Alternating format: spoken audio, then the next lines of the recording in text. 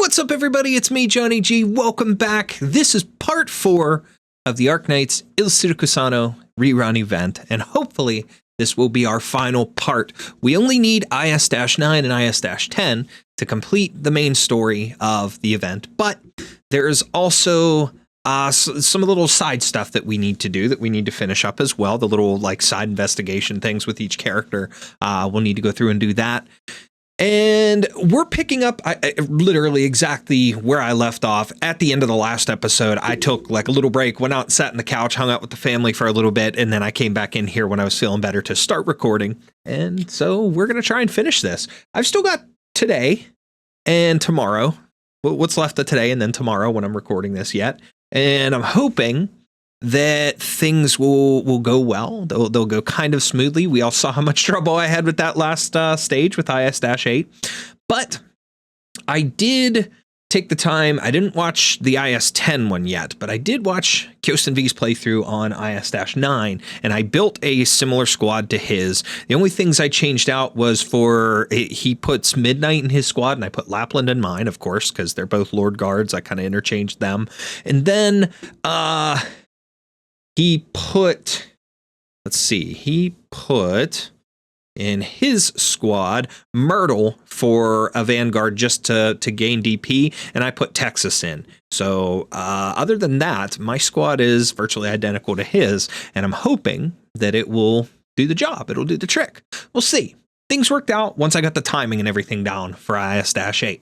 And I kind of have the gist of how he does the stage here. It's sort of similar to how I did it originally, except for the factor that with like my main account where I did it originally, of course, I have a ton of powerful operators and stuff, so it wasn't difficult for me at all to do it.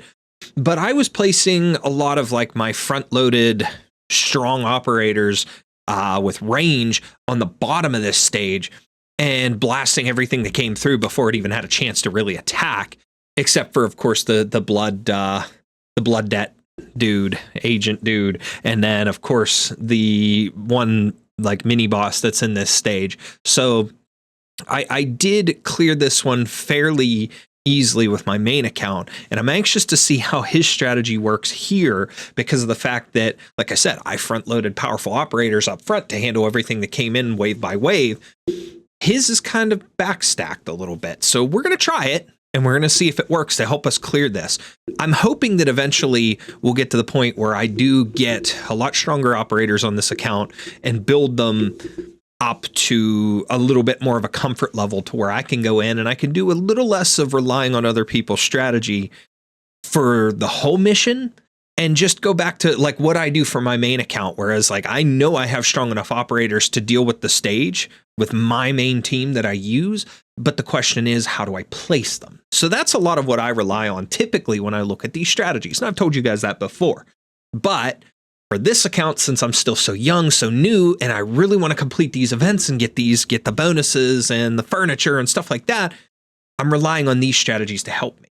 And I encourage you guys to do the same. So I keep putting the links when I use them into the description so you guys can watch them too, and that helps, you know, their channel and stuff out hopefully too. But let's go ahead and dive in, and we're going to get started. We'll do a little bit of the side investigation stuff first, and then we'll jump into the IS-9. All right, let's pull this up.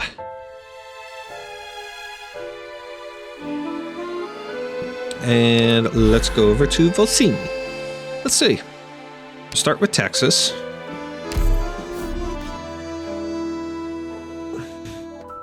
Not ordinary civilians. Okay. Bustling streets fall silent in Texas's appearance. The people probe at one another, trying to entice her to leave. Anyone who tries to talk to her is taken down by another. Perhaps there is something they want to say to her, and she should act first. Clear the stage with at least a 2-star rating while defeating at least 2 Familia Limos. Is this the one on the side again? Like they're going to come down from the side? Yes. Okay. Team, that being said, before departing.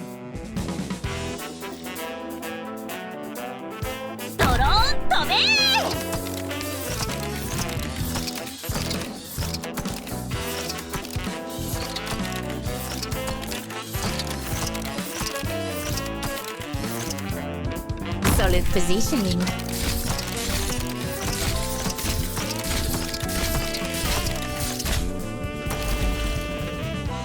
In position. I'll put them there like this. Ooh, I'm using the wrong squad. I meant to use my main squad for this, but all right, it's all good. Everyone, it's all good. We'll use her.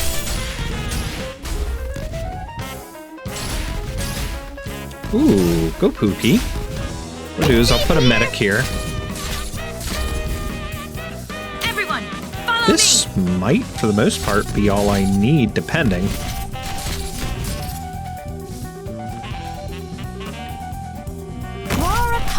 We'll use her in the back foot. She's not going to really do much. It's kind of going to be pointless. All right, I'll withdraw her. Let's begin. All right, so 2 limos down.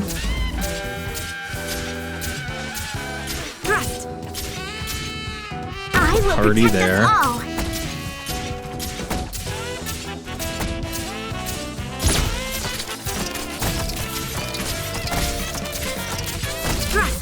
There is no your attacks have no effect. Doctor, can heal that wound in no time. All right. Hurry up. Even the dead can't save you. Do not resist your fate. There is no... You'll have to try harder than that. Target location reached. All right. This is it. These are the last couple. All right. Your attacks have no effect. Awaiting orders. Let's pull Texas. Just because. All right, then. Thrust. All right. We'll pull her. What just so that I can let her can't save you. finish them off. Got it. Boom. Ha! Perfect. Didn't have to deal with a blood debt. Let's go. Even an idiot can get the job done. Yes, sir, Spot. Even I can get the job done. Wait, what? Anyways. Recompense. Vigil's folder. Okay. Workers are quickly taking down... Okay, we read that before. Sora. No response, only a rustling from the darkness. Sora? She takes a sharp stride forward. Huh? Texas, what are you doing here? At the entrance to a small shop along the street, Sora's humming a tune beneath the lights, an intricate little box resting in her hand. What's that you've got there? A radio? Yep, but it's useless now, so I'm throwing it away. We still could use a radio for our hideout. I think Croissant might like it. Sure, hand over the radio. This is a little present I got for you to celebrate our chance reunion. Received a surprise from Sora. Sora prepared a gift for her long-lost friend, and still seems to be immersed in the joy of their fruitious reunion, or fortuitous reunion. Fruitious. What am I saying? Texas gingerly runs her fingers across the small box, suddenly feeling a wave of remorse. She should have been the one to buy the gift. She was the one who made her friends worry, who got them involved in this mess. But instead, it is their kindness that she now holds in her hands. I'm sorry, Sora. As long as you get it. Just kidding. What's with the stony expression? Let's head back to our place. All right. Sora, be careful on your way back. I'll be over soon. Got it. I got Sora's stuff. Okay. This way. Bellone Estate. Signorina Texas, please watch your step on your way out. We've made it to the Bellone residence. Thank you. Texas prepares to push the door open, but from the corner of her eye, she notices that the chauffeur has not closed the car door to wait out front as usual. Instead, he nervously dashes away, not even remembering to put his hat on. Just as she hesitates, her outstretched hand resting against the door, the mafiosi to her sides immediately step up and push open the door for her. A fierce explosion of light and heat erupts in front of her. The men who pushed open the door have been blasted to pieces. Texas? Still alive. Stay down for now and pretend to be hurt. There's going to be another group coming. Before I came here, I saw fighting. They should have known that the Bellones and Saluzos joined forces. The Rosati's are having some issues now, too. They wanted a chance to get rid of me, but didn't have the guts. Who betrayed us?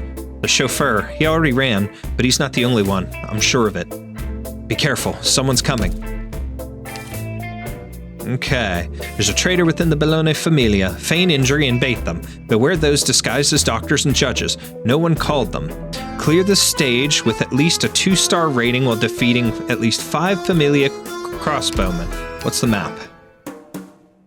Okay, it's this one. All right, cool. No, oh, wrong team again.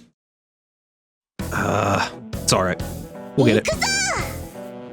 We'll get it. I just don't have any of my casters and stuff out here the way I would like. Solid positioning.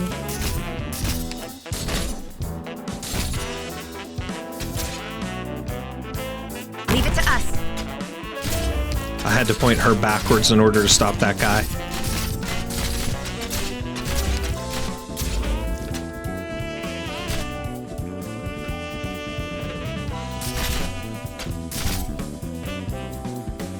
Alright, so this will cover everything that I want this way.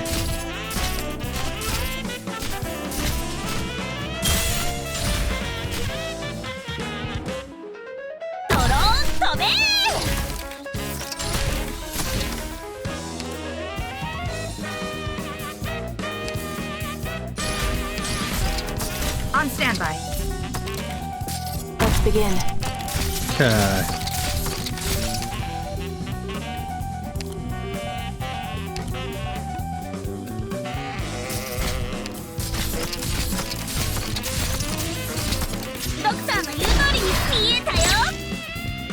Yeah, fine. You can't stop me. Come on.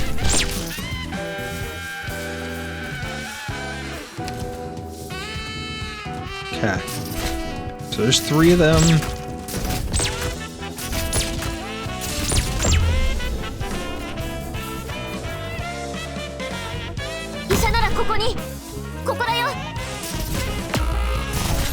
What the hell?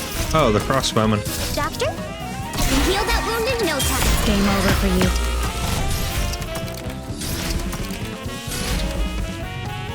Understood.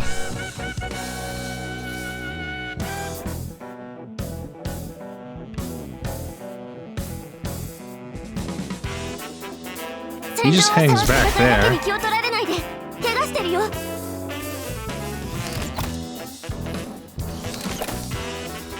There is no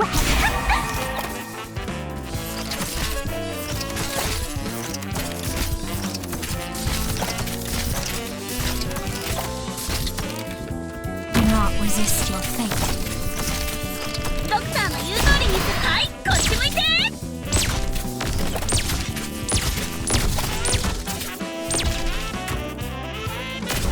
All right. In position.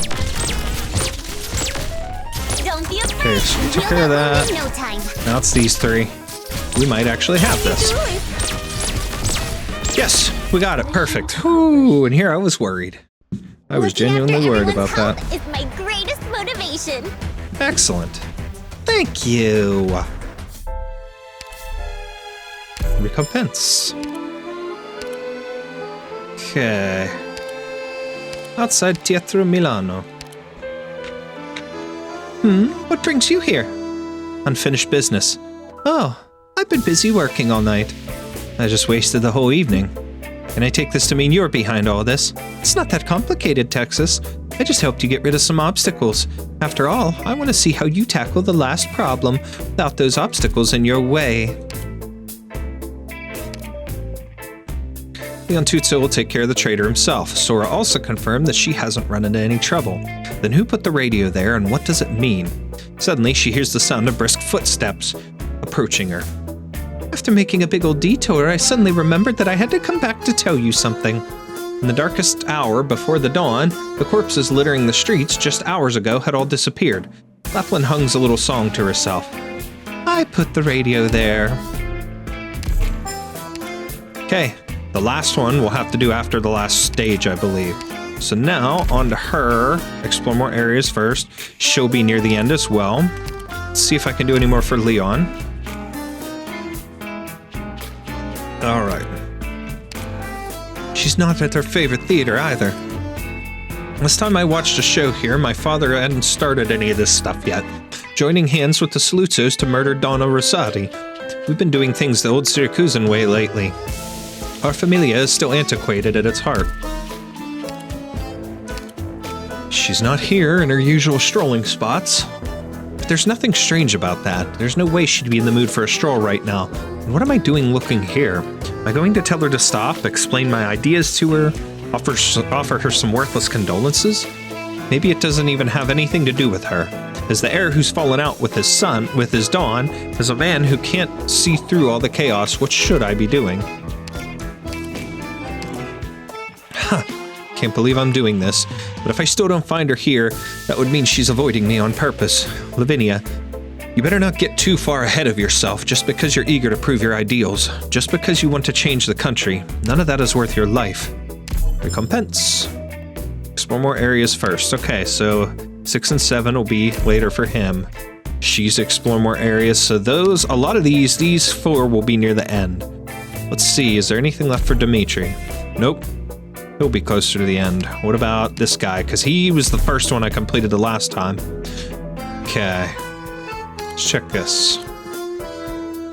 In my main account, he was the first one that was finished for me. Think carefully then. Once you figured it out, you're always welcome to come back. Oh, I'm already in the new city area. Sure is clean here. Doesn't look like Siracusa at all. Can't even find a single shady little alley full of dead bodies. He begins to turn back, weighing the wrench he always has with him in his hand. Doesn't look like Siracusa at all. You sure that's him? Think I'm gonna forget a guy who met Saluzzo personally?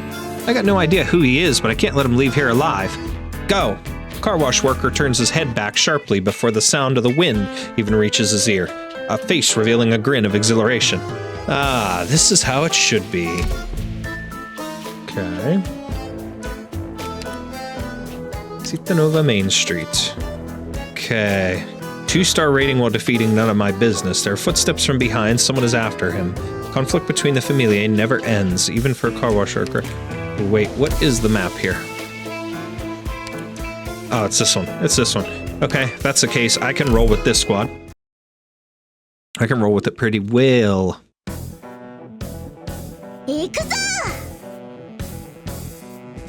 Okay, first of all, click here.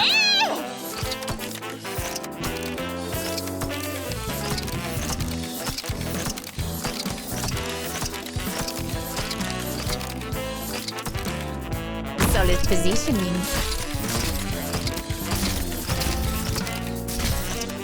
Leave it to us. She can help generate DP for me.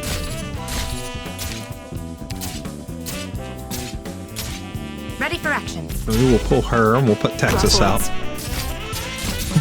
I know, that was kind of pointless to put her out. She was there to help for a quick minute. There we go. Don't need to worry about click.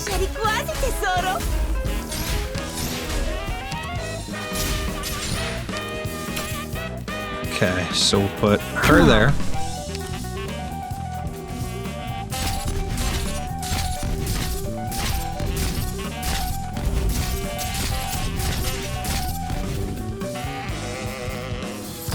Okay, got a 3 limit here.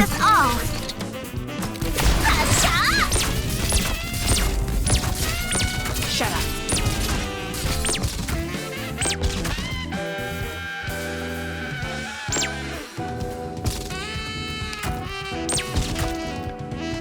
Do not resist your fate. Alright, so we got him. Yeah. Put our healing medics here.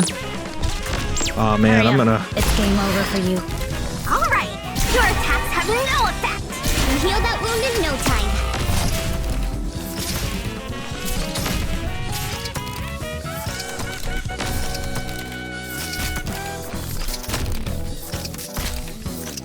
time. Alright, he's done.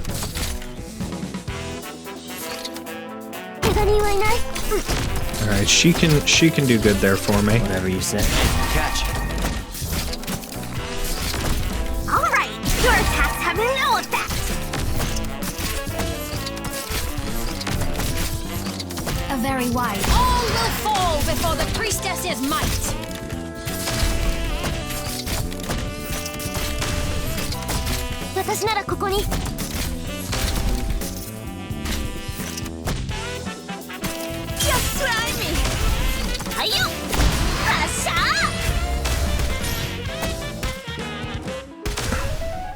There is no your attacks have no Got it. effect. Beautiful.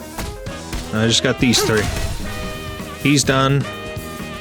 Don't be afraid. Please come to your senses. In position. Darn it, I'm gonna have to deal with that guy, aren't I? Yep, I'm gonna have to deal with him. It's alright. We can do it. All right. Your attacks have no effect. We got him. Everyone, follow me. It's alright, we got this. Whatever you say. Hey, catch. It's alright, it's alright, it's alright. We got this. 悪い人に立ち向かうぞ。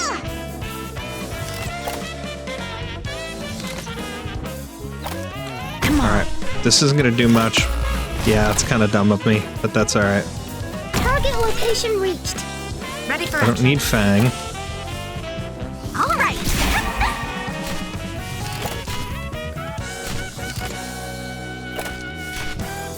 Is it my turn? Screw it, let's pull her, just to get him closer. Get him blocked. Don't be afraid. Please come to your senses.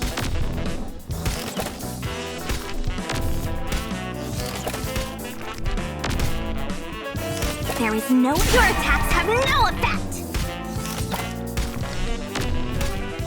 All right.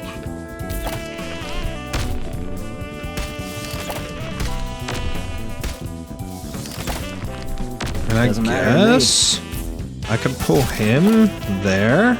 僕に任せて上がってや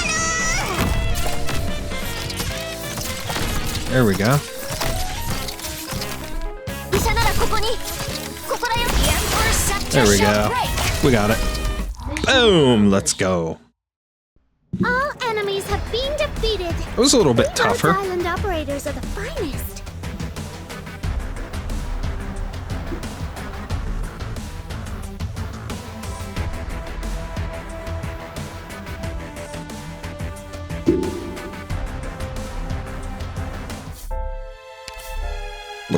Ooh, excuse me. Okay.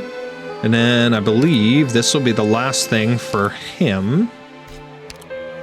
You're back. And I have an appetite for the new stuff, that's all. At least this will do me something interesting. Let me do something interesting. So what's my job this time? Yep, that's it. He's finished. Dan Brown is complete. Alright, he's done, so I have these 2 yet. Sora and Giovanna. Time to deal with some familia business. Okay, the fountain pen. An exquisite fountain pen. Its user cherishes it very much, and the nib has been honed into a shape most suitable for her after thousands of compositions. Okay. Okay. There's one item regarding the drug business that needs your personal attention. Please take a look. Bring it over.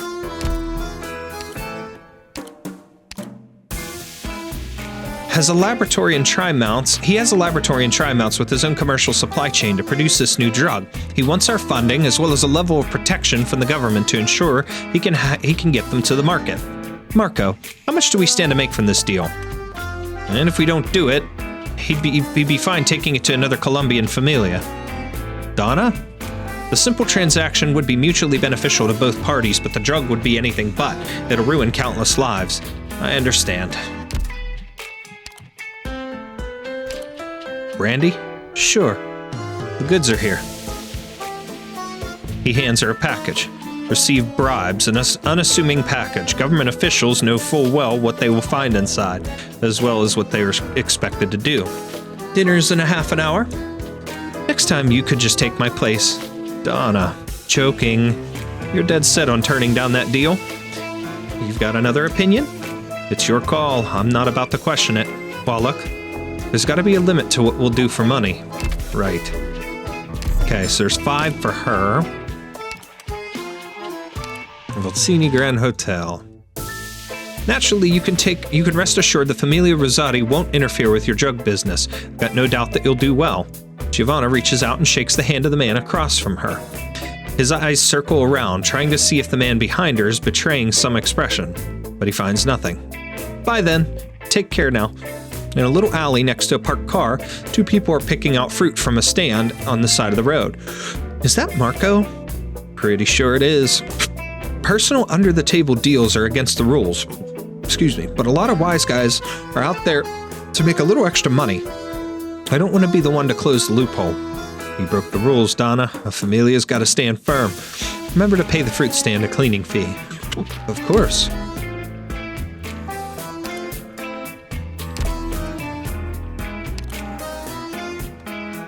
All right. Clear the stage with at least a 2-star rating while triggering asset liquidation no more than once. Familiar sight with the fruit stalls. Oh, okay. Again, the wrong frickin' group. Whatevs. It's all good. We'll figure it out. We'll figure it out, though. Put my Pookie there.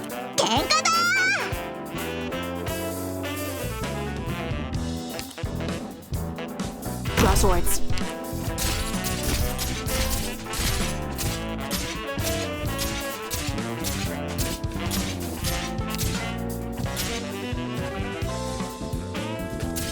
There we go. Shut up.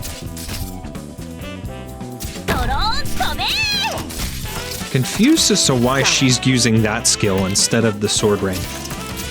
I had sword rain on before. It's a little odd.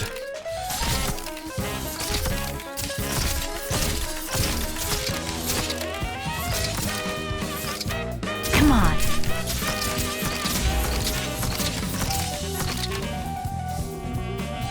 You can't stop me. Draw a card.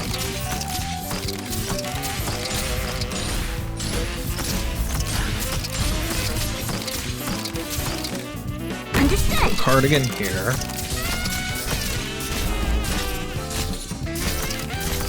Shut up. Hurry up. What are you waiting? Game over for you.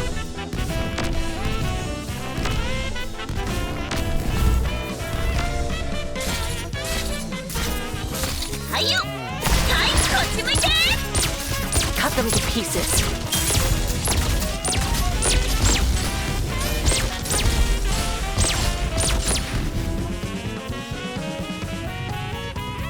Leave it to us.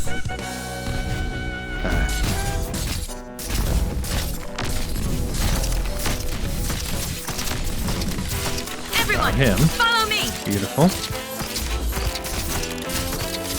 Okay. We're close. Very close.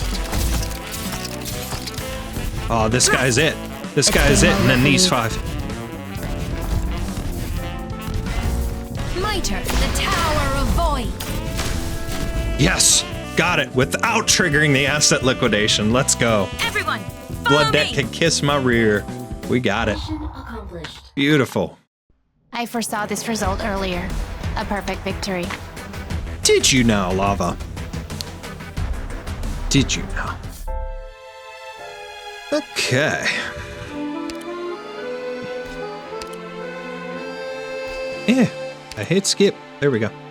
You want me to promise you I'll kill someone off in a romance opera. In return, I'll do anything I can for you within my power and the government. Giovanna gently sets down a package on the small table in front of her. The man at the box's entrance steps forward, lowers his head, slips the package into the inner pocket of his coat, leaving behind a dagger in its place. This is a dagger I can't handle myself. I hope you can help me do the job. Received official's token. Officials will not leave behind any sort of evidence that can be used against them in a place like this. Their way of expressing obedience is sometimes as simple as a salutation or a bow. If you open the package right now and looked inside, it wouldn't surprise me if you started having second thoughts about the familia you're affiliated with right now. Thank you so much, but all I need from you is for you to stay put. Thank you. I may also need your help again in the future, and hope that you will not begrudge your generosity when that time comes. Okay. Finger pointing this way. Rosaria State again. You've had your eye on Familia Stefano, the one that controls half the catering industry. They branched out into military contracting, the government kind. The Colombian kind, wow. And they're already making a bundle. Wallach gestures the figures with his fingers. It's not an extraordinary amount, but if they get settled in, we'll be in big trouble in 10 years, maybe even just 6 or 7. Do you think I should have a chat with those officials? I'll arrange it. Never mind, Wallach. Let's call it a day. That's 2 down. We got a skyline. Okay. Wallach, you already know I'm going. Silinia, what would you do if you were Donna of Familia Rosati? Would you be like me, dictating what should and shouldn't be done? Would you be completely hands-off, or would you control everything yourself? Or, I guess, no, you'd never end up running a Familia in the first place.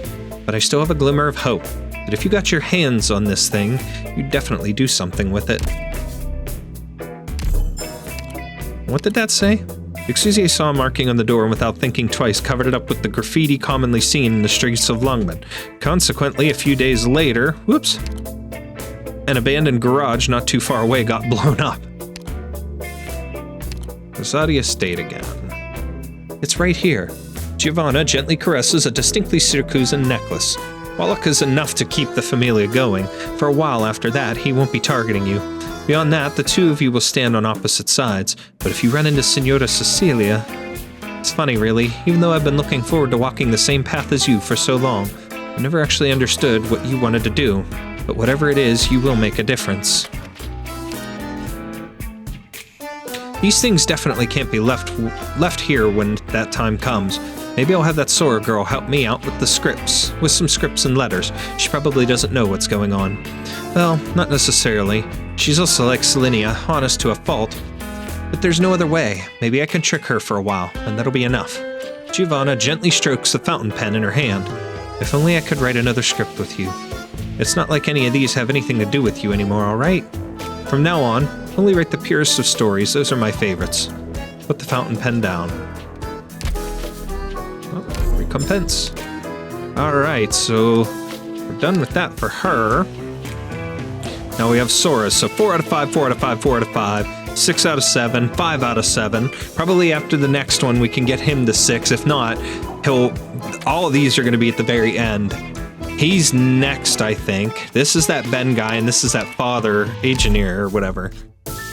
My dress is all ruined. I need to get it fixed quick.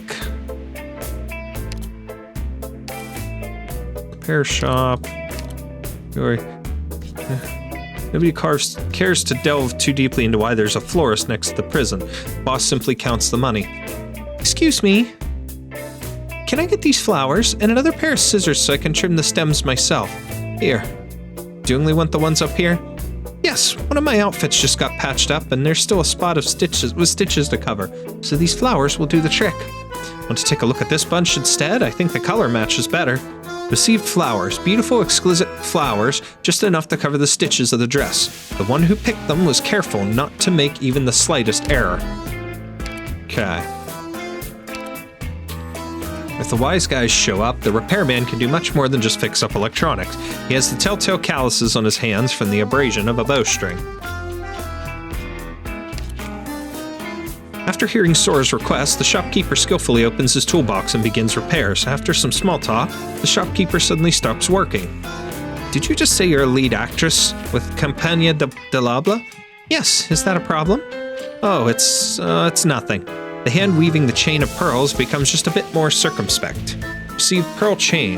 The shopkeeper seemed extremely capable. After hearing that Sora belonged to Campagna de Labla, those adroit hands became even more circumspect. Okay. Shady Park. Sora, why don't you take a break? You've been going all over the place. You don't have to go that far for this dress. I wouldn't care as much if this was just an ordinary costume dress. But Texas, the director is also the boss of the Bologna family. You should know better than me that I'm more than just an ordinary actress now. Sure, he acts like a kind and caring uncle to us, but I'm not convinced that he won't try to use me as a bargaining chip against you. I have to make myself flawless to him, whether in my role as an actress or in other ways. I'll go with you, Sora. I know, you won't let things get that bad, but I need to make preparations of my own. After all, I came all the way from Lungmen just to find you. You mean so much to us. I don't want to put us all in danger.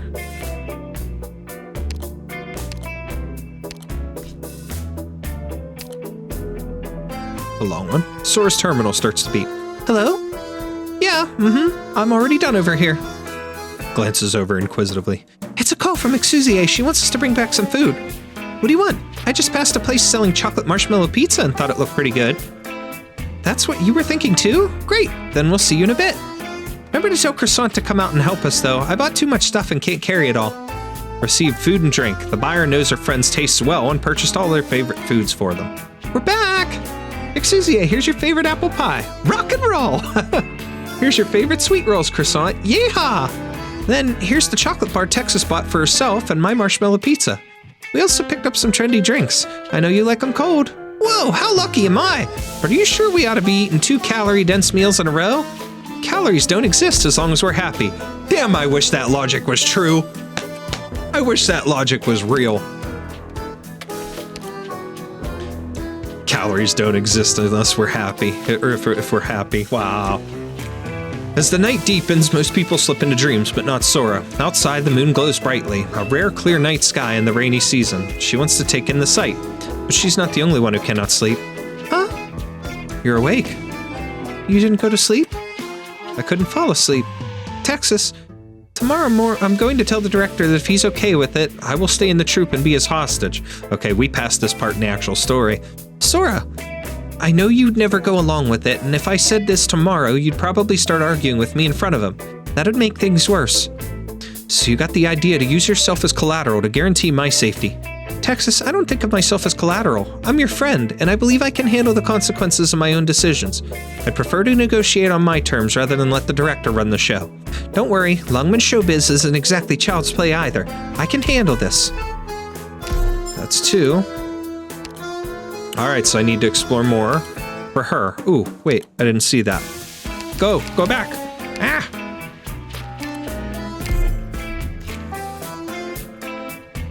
Okay, what's this? Lamert to Texas admission ticket. An admission ticket printed with extremely high fidelity. The opera telling the tale of the famous familia garnered the respectable reviews. Combined with the recent developments in the city, the audience is eagerly awaiting the author's next opus. Okay. Okie dokie. Alright, so before I do 9, we have story 3, ISST3, Troublemaker. Let's go through the story bit first. Then we'll get to IS-9. Well, we'll do this. Maybe after this we'll have some other stuff. Oh, you really came, Judge Lavinia. You must be Secretario Rubio's daughter, yes? Yeah, I thought my father was just joking around when he said you'd come babysit me. My friends and I all adore you. Compared to people like my father, you're like the only clean person in the government. Wow, she even knows her dad's a corrupt jackass. That's kind of funny. Poor kid. Do you not get along well with your father? Meh, so I guess. I still like him as a person because he always makes time for me and plays with me a lot. But you know, I think people like him who only care about protecting themselves and not rocking the boat really should have bigger goals in life. His old work friends who started out in the same level as him are way up there now. It took him this long to land a half-decent job and he doesn't want to do anything more with it. His old work friends. Yeah, one of them was Karachi, Ministro dei Lavori Pubblici, who just died not too long ago. It's a dangerous job. I know, but I saw him on TV every day. Wise guys from all the big familia treated him really well. I don't know, I just think it doesn't make sense trying to be a politician if you can't make it to that level. That might be true. So that's why I was really surprised when my father suddenly decided to become the new Ministro dei Lavori Pubblici. I'm not sure what finally made things click for him, but if he did it sooner, my mother probably wouldn't have divorced him. Divorced? Yeah, she thought he was a good-for-nothing, so she left him a few years ago. But my mother has a temper, so I decided to stay with my father. Oh, by the way, you know how he got appointed minister, right? Can you tell me about it? Sorry, I actually don't know anything. She does, but I don't want to let her in. Ah, okay then. Anyway, you can sit anywhere you'd like. I'm not going anywhere today, but I do want to listen to my father's inaugural speech. Secretario Rubio keeps his room tidier than I would have expected. You're surprised too, huh? He probably seems like he'd be a total slob, but he keeps things pretty organized. Oh, right, and he keeps a diary. Really? Yeah, let me think. Right, he keeps it over here. He only writes in it when he feels like it. It's not an everyday thing. After years of jotting stuff down, he's still got all these blank pages. Does he not care if you snoop around in his things? It's totally fine. He left it there because he doesn't mind people reading it. I flipped through it a few times, but it's all boring stuff. I'd call it like Chronicles of a Middle-Aged Man. Boring, and it drags on and on. You can take a look if you want. March 5th. I ran into Karachi at a restaurant. We had a drink for the first time in a long while. Reminiscing about old times, I couldn't help but to get teary-eyed.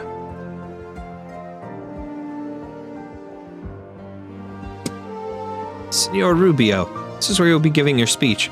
Please, leave me. We've got orders to protect you. Nobody could get in here, right? Right, okay. Power, huh. Now I'll barricade the door with the sofa. This is about as much as I can do. Okay. Well, Karachi, I won't keep you waiting much longer. See you soon. Whoa, wait a second. How's it looking? The doctor says the strike just missed her heart by a few centimeters, so she didn't die instantly, but she's still in really bad shape. Where's Texas?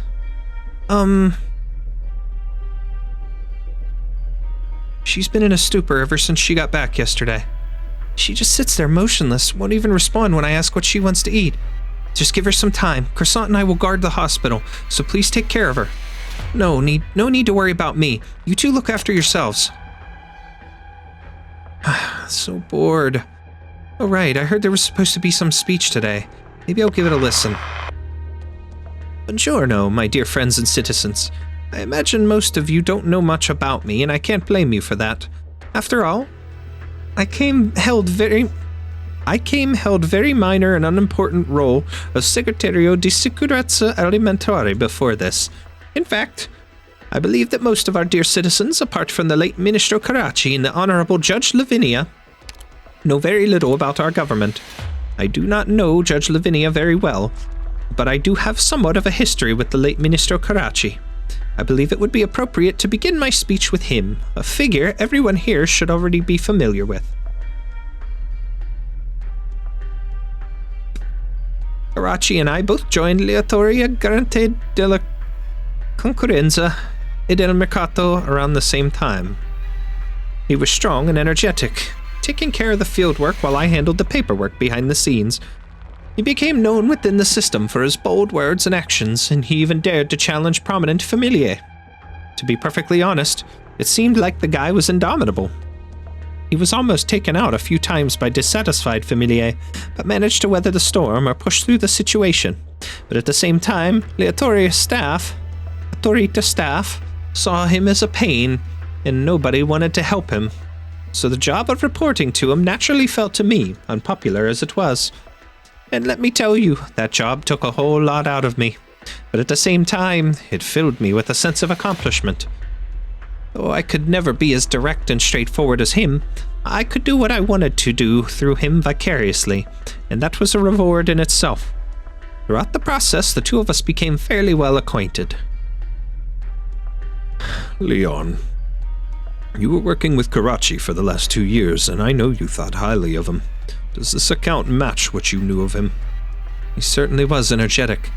He knew exactly how to deal with the familiae, and that went beyond just being tactful.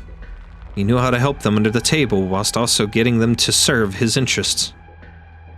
A lot of what he wanted to do would have been blocked by various familiae, but in his hands, he always managed to get things done, step by step. I can tell you learned a lot from him. I just thought there were some similarities in the way I saw things and the way he operated. The days when problems can be solved with fighting and killing are over, Padre mio. If the familiae are going to survive, they have to adapt accordingly. You still don't understand, Leon. What do I not understand? You subconsciously locked yourself in with Lavinia and Karachi. But don't ever forget, you are not one of them. I know. If you really knew, you wouldn't be standing here. Unfortunately, you're out of time. Padre! Leon, if you get through this alive, it's what it is.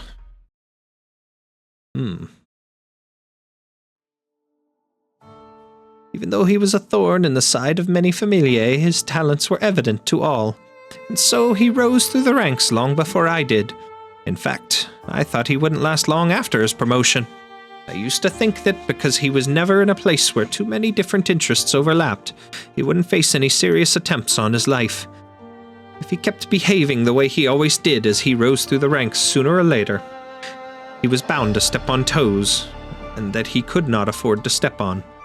I was wrong. Never knew my father could be such a talkative person. What do you think, Judge Lavinia? Judge Lavinia? Lavinia seems completely oblivious to the calls of Rubio's daughter. She's engrossed in the words of the diary in her hands. May 3rd. Just resolved a small case, but it touched me deeply. There's a problem that everyone is unaware of, or should I say, is turning a blind eye to. Why, even in the age of Signora Sicilia, does Siracusa have two different sets of rules at once, one internal and one external? The brutality and the greed of the familiae have been long been documented, but as brutal and greedy as they may be, they have chosen not to control things themselves. There's a reason for this.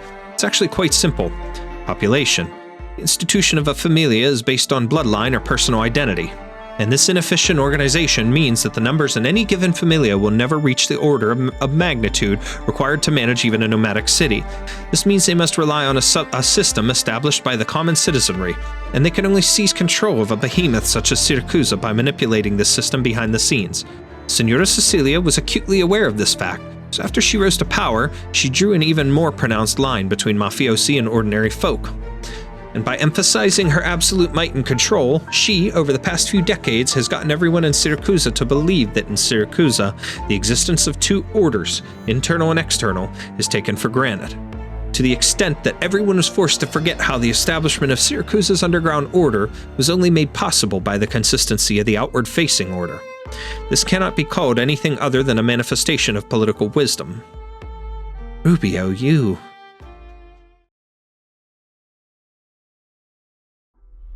In fact, in our system, there is no shortage of people with the same fundamental intentions as Karachi.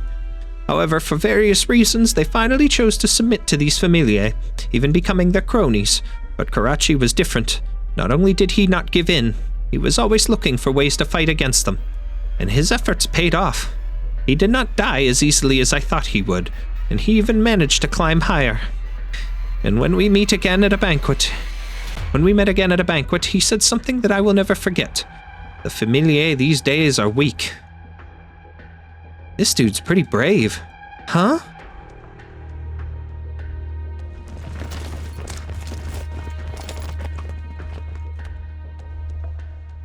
Texas, there seems to be something happening outside. Let me go check it out. Excusier. Huh? Do you think we could bring Giovanna back to Longman? Why not? She seems fun, but it doesn't feel like that's what you think, right? Texas turns her eyes to the table by the window upon which a necklace sits.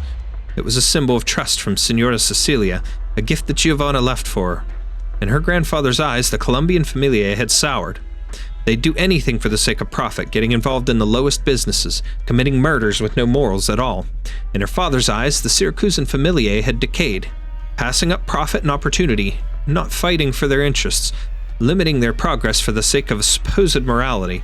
All of it was the pinnacle of stupidity. In Texas's eyes, her father and grandfather were right and wrong. If she's only angry about what happened to Giovanna, then she could leave just like she did 7 years ago, only this time bringing Giovanna with her. However, when she got news of her grandfather's death, when she turned a blind eye to the car wash worker, when she turned her back on her father's orders to help, the only thought on her mind was, there's no end to it all. He showed me how to deal with the familiae in a comically simple way.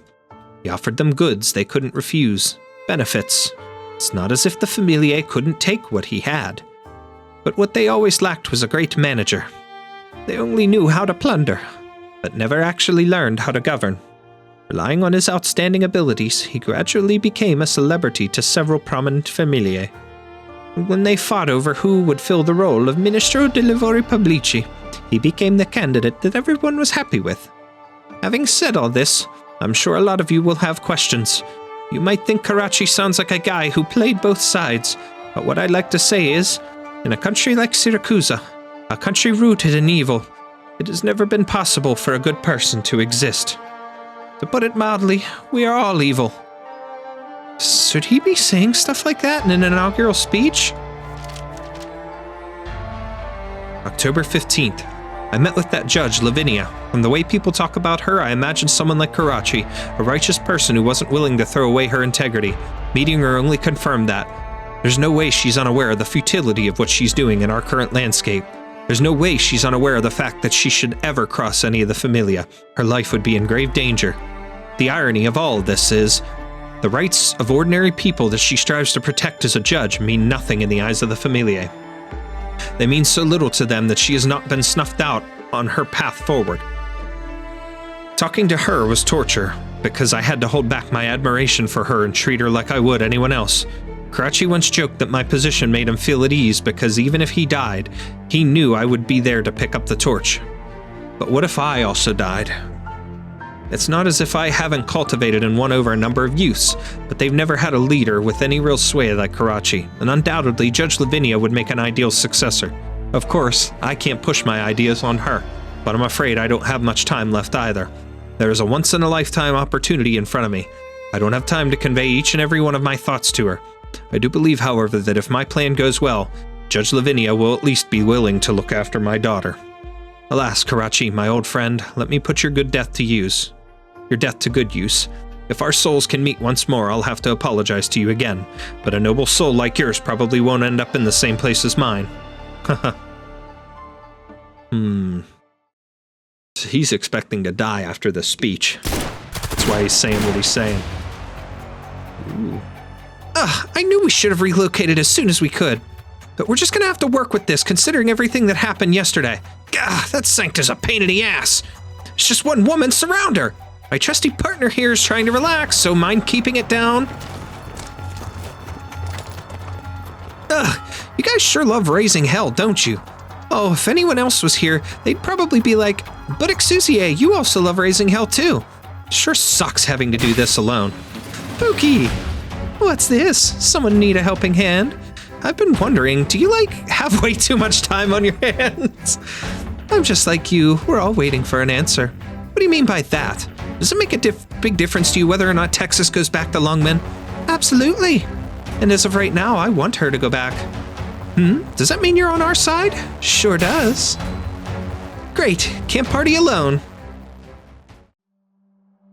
Sorry, I shouldn't have said all that depressing stuff. However, it should be clear to everyone by now that I'm not here to give an inaugural speech. I came here to speak from my heart. Karachi, as bold as his vision was, never mentioned anything to me about his outlook regarding the new city. The reason for that is, when he took up his position, he was already prepared to die. We've all borne witness to what he did over the past 2 years. And just when I thought he might make it long enough to see the birth of the new city, he suddenly died a few days ago. As for me, that was the last straw. So I cozied up to Familia Bologna, recommended myself to them, and obtained this position. In that process, I discovered a shocking conspiracy that Bologna and Saluzzo Familiae have been brewing. From the very beginning, they plotted to plunge this city into chaos and seize the newly built nomadic city. Then, they will seek to leverage it against Signora Sicilia. Ooh, he's stirring some shit up. Don Alberto, this? Any news from Bernardo yet? No, Don Alberto. What's the meaning of this, Bernardo? Dan Brown. Dan Brown! I'm here. You're near Rubio's location, right? Yes. Whack that lunatic. Yes, Don Alberto.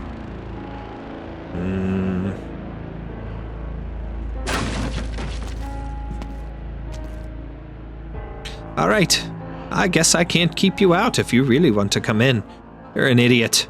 What's the point of all this? The way you're dressed. Are you an ordinary worker?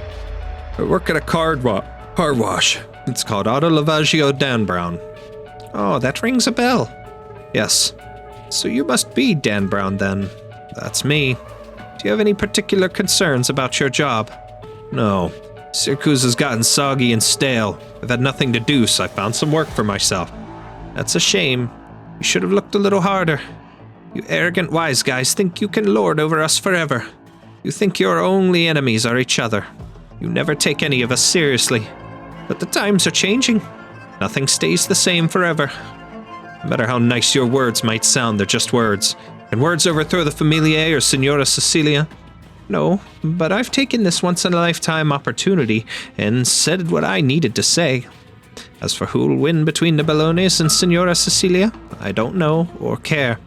All I know is this new era has no room for the likes of you. If the next chapter of Siracusan history is about to be written, the heroes of that story won't be the Familiae. We may have power, we may indeed be weak, but we know that civilization rose to overcome this savagery. We pursue a form of equality, an order not rooted in violence. Violence is our nature. Really now, why then are all the Familiae moving in the same direction? Are they chasing money and power instead of violence and conflict? Is killing me today just a cathartic release of this violence? Or is it because I got in the way of the people behind you taking power? See, you already know the answer. And if you don't mind, I'd like to be the one to finish myself off. Do you know what this is? A gun. That's right. I purchased it from Blacksteel a few years ago through my connections. It's hard to use, and it's not very useful against a pack of wise guys lunging at you. All I can do is offer a little protection to one as weak as myself. By the looks of things, I already figured out who I should be pointing it at years ago. Rubio slowly raises the gun's muzzle to his temple. All right, Dan Brown. I hope that one day you can just be a regular car wash worker here in Siracusa, one who never has to hold a weapon ever again. I thought they were going to play the noise. October 19th. How I yearn to unload everything on my chest in a speech, but I cannot. I have to convince them that I decided to take revenge on the Familiae because of Karachi's death, but there are some words that cannot be spoken yet. I'm not here to usher in a new era. I'm not arrogant enough to think that. I don't even know how many hearts my words will be able to reach, but I believe that as long as this country still has people like me, Karachi, and Lavinia, then there is still hope for Siracusa. So I will write what I wanted to say here. Having said so much about Karachi, the reality is, as you may realize, I'm not here to talk about Karachi. I'm here to talk about myself and all of us, my dear citizens. We live in a cage called the Familiae. They may not always directly affect our lives, but they are always a part of it. Every ordinary person in Siracusa over the course of their lives will come to gain their own understanding of the Familiae through various ways, and eventually they get used to it. However, I hope you could take a good look at the people around you and look back at your own life. There is one thing we all should understand. We are human beings. Our lives are very much real. We are not livestock in a pen, and above all, we are powerful. Our power comes from the very lives we've created. The lives the mafiosi relish in were also created by our hands. This is the country we built, brick by brick. Judge Lavinia, am I dreaming? Why is my father talking with a hitman like that? No, father, he's in danger! Lavinia feels tears welling up in her eyes. She does not have time to wipe them because she already has had a premonition in her heart.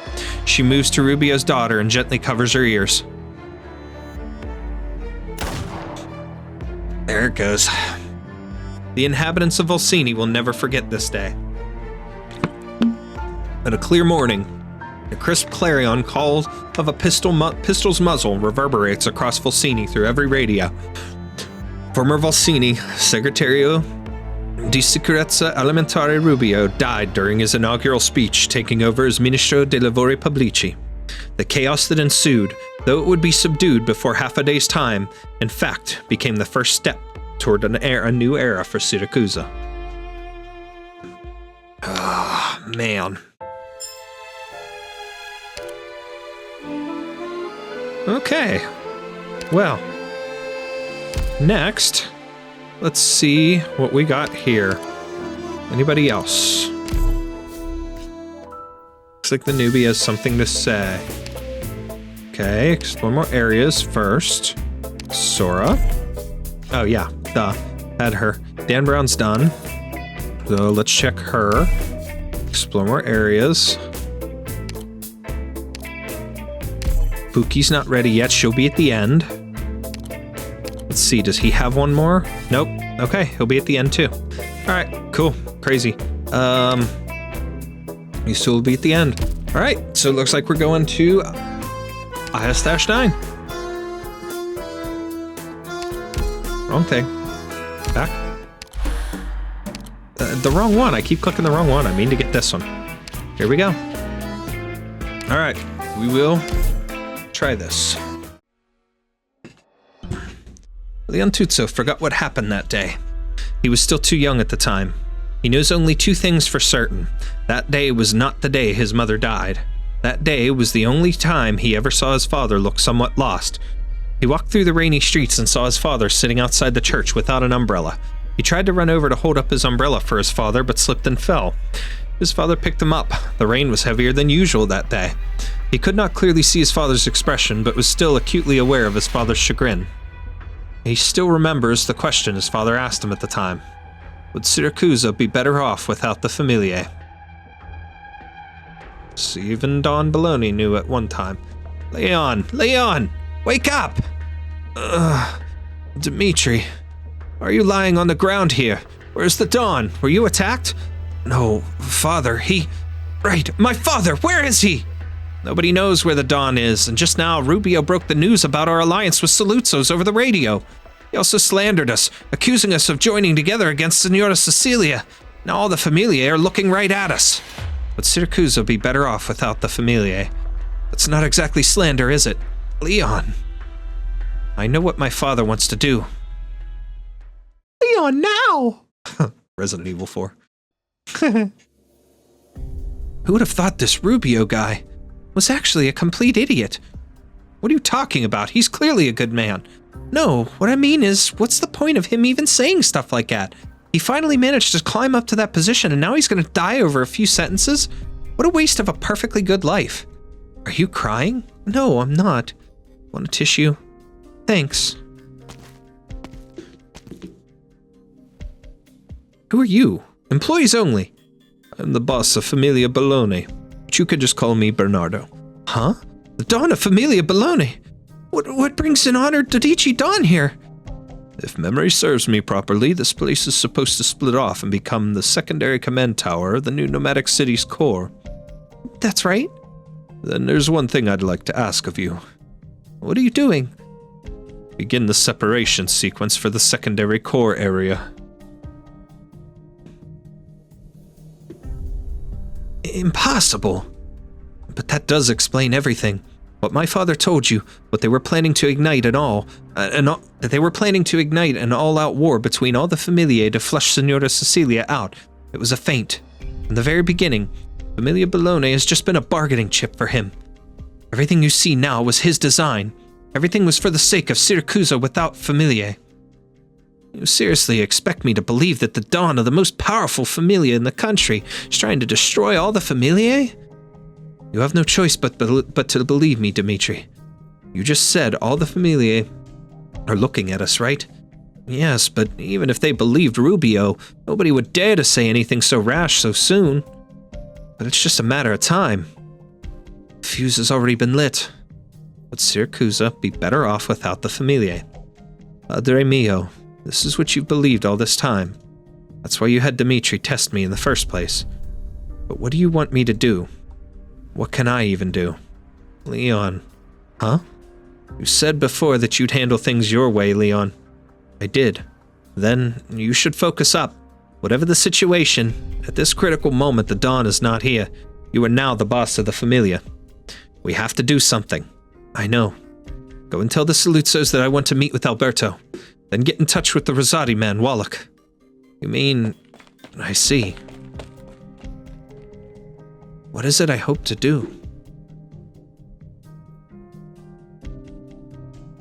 By building goodwill through Karachi's legacy, you got the people to believe that you really chose to draw all the fire purely out of a desire to avenge him. It wasn't until the end that you finally revealed a sliver of your real face. Your self-control is admirable, Rubio. Unfortunately, I knew a long time ago that you and Karachi were on the same path. Neither of you were willing to accept the yoke of familia rule forever. Only he stepped onto the stage like a moth into a flame. Well, you concealed yourself a bit better. After all, I was in charge of the liquidation 30 years ago. I remembered him. And naturally, I remembered you as well. Came as a surprise to me that you chose to make your move now. That brings with it opportunity. Is the separation sequence still not complete? It'll be done shortly. I hope you know that stalling for time and playing petty tricks won't accomplish anything. The lives of all my colleagues are in your hands. I'm not kidding. I don't want anything to do with the conflicts between your big familiae. I just hope that you keep your promise. You say that, but the look in your eyes and the beating of your heart tells me you're ready to die with me. Relax. I just want to ask you a question. Have you ever thought about what a Siracusa without familiae would look like?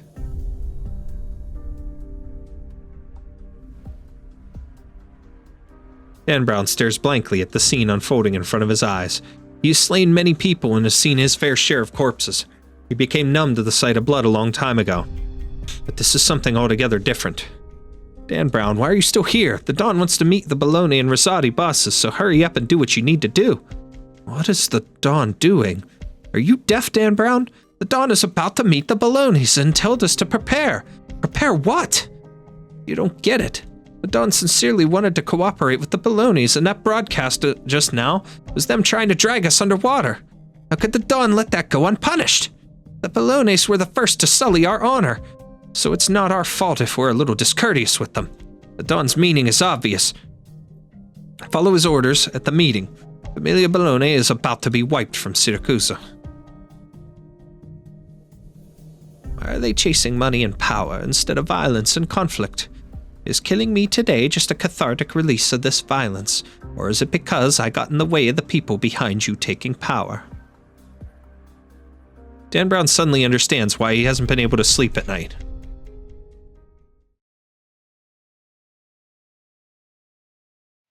Texas knows why she has been hesitating. She doesn't like to think, and that means when she encounters a situation in which she is forced to think, she plans everything to the letter in advance. She anticipated this well before she ever set out on her trip to Siracusa. She knew she would have to fight, but she believes that what she did in Lungmen was not fundamentally different from what she had done in Columbia or Siracusa. She does not believe that her life in Lungmen is righteous, just as she does not believe that her life in Siracusa or Columbia was evil. She has always dealt in the logistics of life and death. She knew she would one day have to face the land of Siracusa, but she had already made up her mind, just as she had once asked her grandfather this question. Isn't Siracusan morality just trampling on the lives of the people all the same? She even anticipated meeting up with the old acquaintances like Giovanna. She really did anticipate all of this, and that's why she has been tossing and turning sleeplessly for several nights. The one thing she did not expect was that she would meet people here who wanted to change the place. Leon Tutso, even though he is the heir to a familia, his way of thinking is progressive, his ideals may still be immature, but they are never violent. Lavinia, a puppet of Signora Sicilia's will, but a judge who nevertheless wants the law to apply equally. Carracci, even though she never met him, she learned from many sources that he served the people as Ministro dei Lavori Pubblici. And finally, she used to feel that there would never be an end to all this, that she was powerless to change Siracusa, and everything was too deeply entrenched, so she chose to run. However, after returning this time, she's met people who wanted to make this land a better place, and they were hurt one after another. Would she still choose to run? I found her! Selenia's over here! She's been hesitating because her desire to return to Lungmen is real, but at the same time, her anger towards the plight of those people is just as real. And right before her eyes, a good man with good intentions is forced by his country to cry out at the cost of his life. That is when Texas realizes never in her life has she felt so outraged.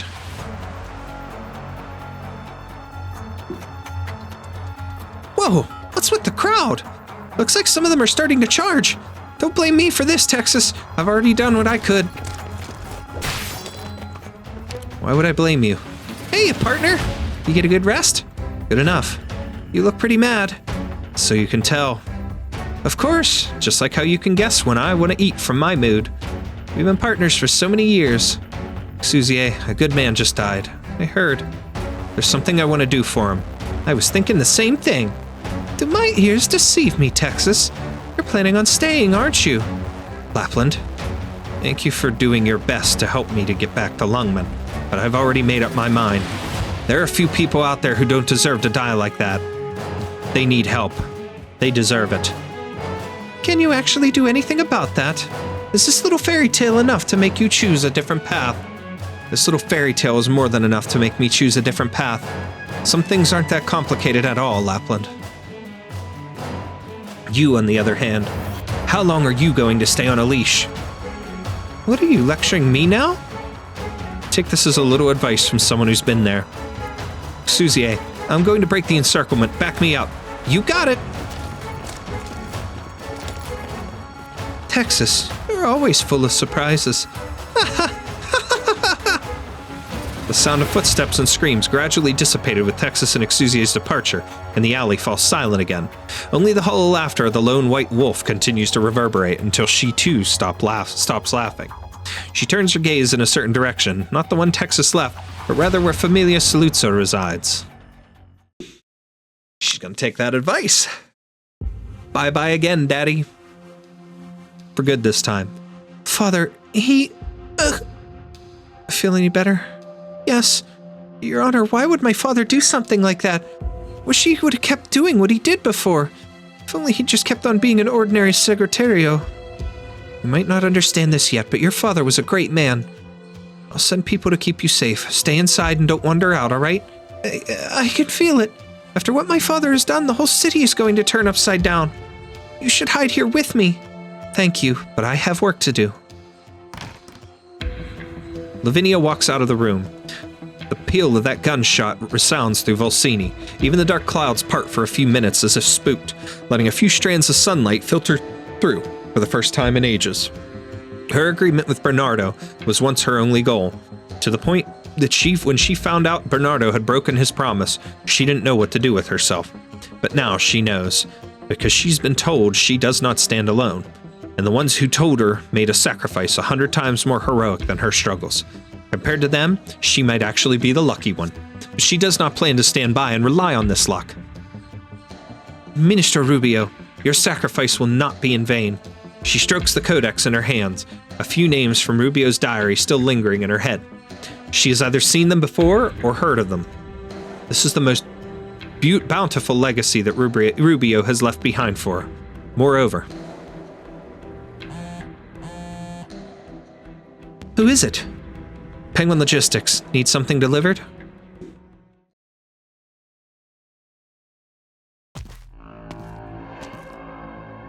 Don Alberto. I came because I heard Bologna wanted to speak with me. What, does Bernardo not even dare to show his face? My father made his own decision. Just trust that I can speak on behalf of Familia Bologna. Oh, you mean to tell me that you have a satisfactory explanation for all of this, or are you confident enough to deal with the fallout? What I wanted to say is... Dan Brown, I didn't call for you to come out yet. No, the time is now, old man. Dan Brown points the weapon in his hand at Alberto. Dan Brown, I'm afraid you're pointing your knife at the wrong target. I don't make mistakes. Look at what the Familia bosses have become. You all sit high and mighty above the rest of us, talking all fancy about your politics, trends, country, and future. But what's the reality? The one thing, the only thing you give a damn about is your own businesses. We took times with violence, old man. Why not take a little pride in it? Times have changed, Dan Brown. Why don't you understand this? We're shaping the times as we want. I don't understand it. I just see us turning weak and stupid. We don't take pride in our instincts, and we don't use peace to fight for peace. If we keep this up, what will we become? We won't become anything. No, we're not a pack of wolves anymore. We're monsters hiding in human skin. And our leaders, you and you aren't more civilized, you're just more hypocritical. Looks like I should have kept you on a tighter leash, Dan Brown. This isn't your podium. Nobody could have caught what happens next. In the blink of an eye, Alberto appears behind Dan Brown, and a streak of blood appears across the car wash worker's throat. He grips his neck, his eyes wide, unable to make a sound, and he slowly slumps to the ground, maintaining his posture. He will never speak again. Now that this matter is resolved, I won't beat around the bush, Leontuzzo. Your father convinced me to agree to combine our Familia's forces to take down Signora Sicilia. but I don't see sincerity in anything you've done. The people know that I, Don Alberto, never place a bet lightly. What they don't know is that once I do, I never stop until I win. Leontuzzo, submit to Familia Saluzzo or die here and now. You have 10 seconds. Alberto takes out an antiquated pocket watch from his waist and begins counting down Leontuzzo's fate. 10. You've always got the option of violence, but you refrain from using it because of your upbringing and self-control. I'd even like to thank you for your kindness. That's not what I meant. And I'm not blaming you either, Leon. For you to even consider why the rain hasn't stopped is already exceptionally rare to see. 9. Subconsciously lumped yourself in with Lavinia and Karachi. But don't ever forget, you are not one of them. I know. You really knew you wouldn't be standing here. 8. Leontuzzo thought he understood what they were trying to say. He could never truly be Lavinia's ally. He would always be his father's son. This is the life he was born into, something he cannot change, and in spite of that, he's always believed he has done his best. Is his best not good enough? But 7. You aren't more civilized, you're just more hypocritical. This is the moment when he finally awakens. It isn't a question of good enough. He's been wrong from the very beginning. 6. We aren't more civilized, we're just more hypocritical. We aren't more civilized, we're just more hypocritical. 5. Right, that's right. Why is he sitting here? Why did he still think he could resolve this like the Familiae do? He knew the answer all along, but he chose to ignore this answer for the longest time because of who he is and where he came from. 4. Everything he's done before was just violence wrapped up in pretense, and civility can never be born from violence. 3. You're running short on time, Leontuzzo. I choose. What just happened? Boss, the secondary core area! Someone started a separation program! What did you say? So this is your last resort, Father. Then I'll... Too naive.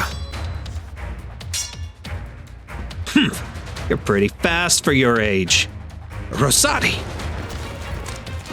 Dimitri and the Rosatis just in time. Leon, I'm here.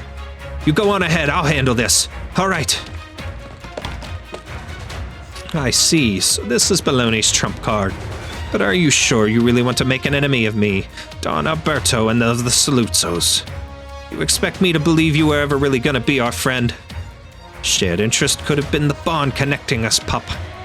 But there's something to your youthful delusions, thinking you can actually turn things upside down. You old fossils think you can control everything, but you never stop to consider whether the times have left you behind. Come then, pups. Let me try your hand.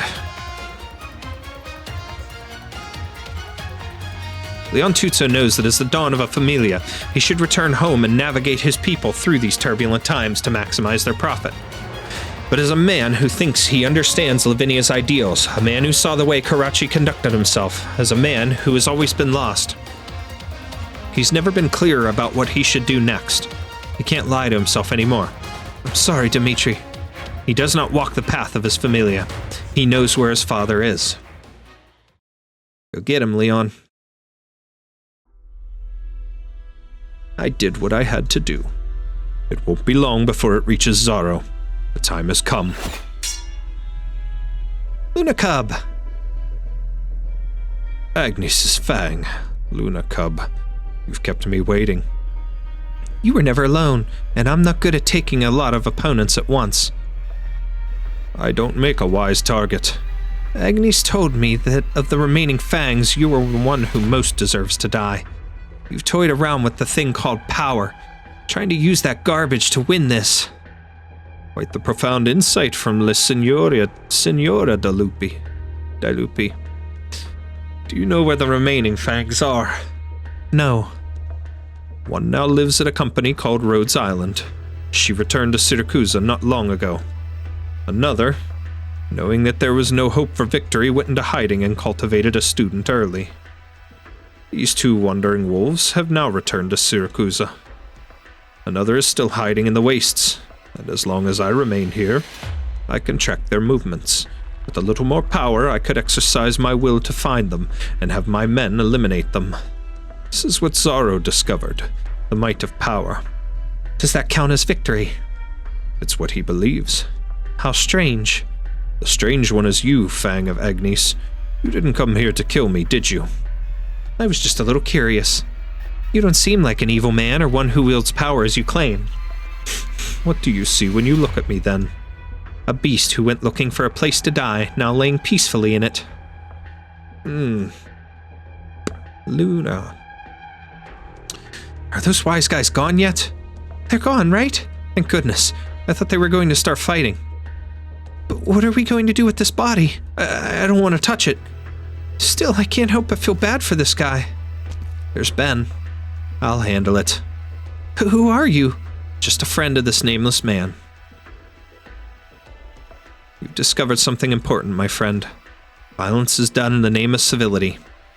That is the true nature of the Familiae, and we must come to terms with what we call civility, even if it's another pretense, even if it's just a form of self-restraint, even if it's only a stone's throw from your basest instincts. An earnest desire for civility will always be different from using it to whitewash your sins. Neither this country nor this city will remember you. But I will remember you, Dan Brown, the carbosh worker. Together with Rubio, the two of you have proven the lie that Familiae can change and adapt. What is this guy's deal? Alright. Alright, so we need her.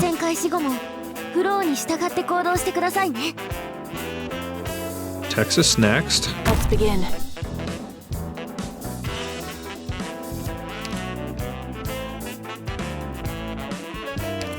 Thrust.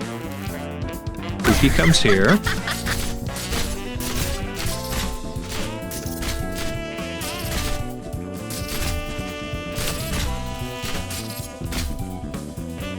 There we go.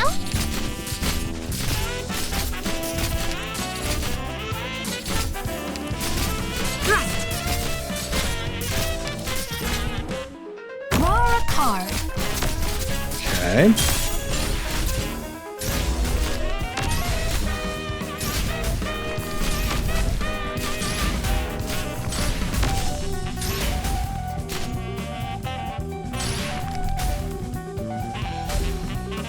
Alright then.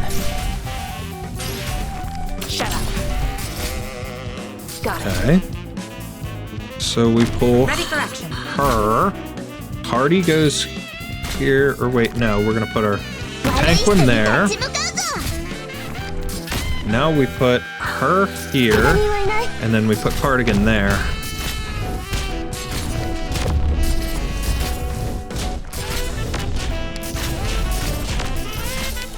Got it. Understood. Everybody gets close. Whatever you say. Catch. Everything except for that one. Please, come to your senses.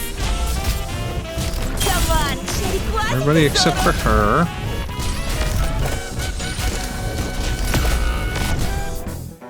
This is the place. Why is he attacking her? Strange. Every one of his bullets drops defense, though. That's the biggest issue. I didn't get out my other. It was supposed to be her right there. Crap. I didn't pay attention to that. It's all good. Come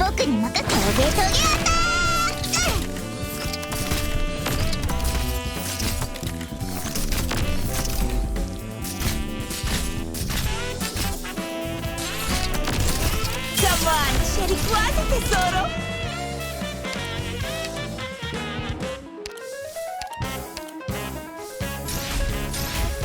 He's down to 3 bullets, which is good. Defense is low for a couple of my people here, though, which sucks. Big time. It's all these, like, outers, though, that he attacked. I do have everybody back, though, that I can easily swap out if need be. We're about to go into another blood thing. Come on, Siracusano tesoro. Alright, again, we'll wait till he gets closer. Guy's about out of his bullets. Last one. Come on. 僕に任せて。トゲトゲアタック All will fall before the... Watch this! Heal that wound and no daijoubu. すぐ治る。 So many weaknesses. Hurry up. It's game over for you.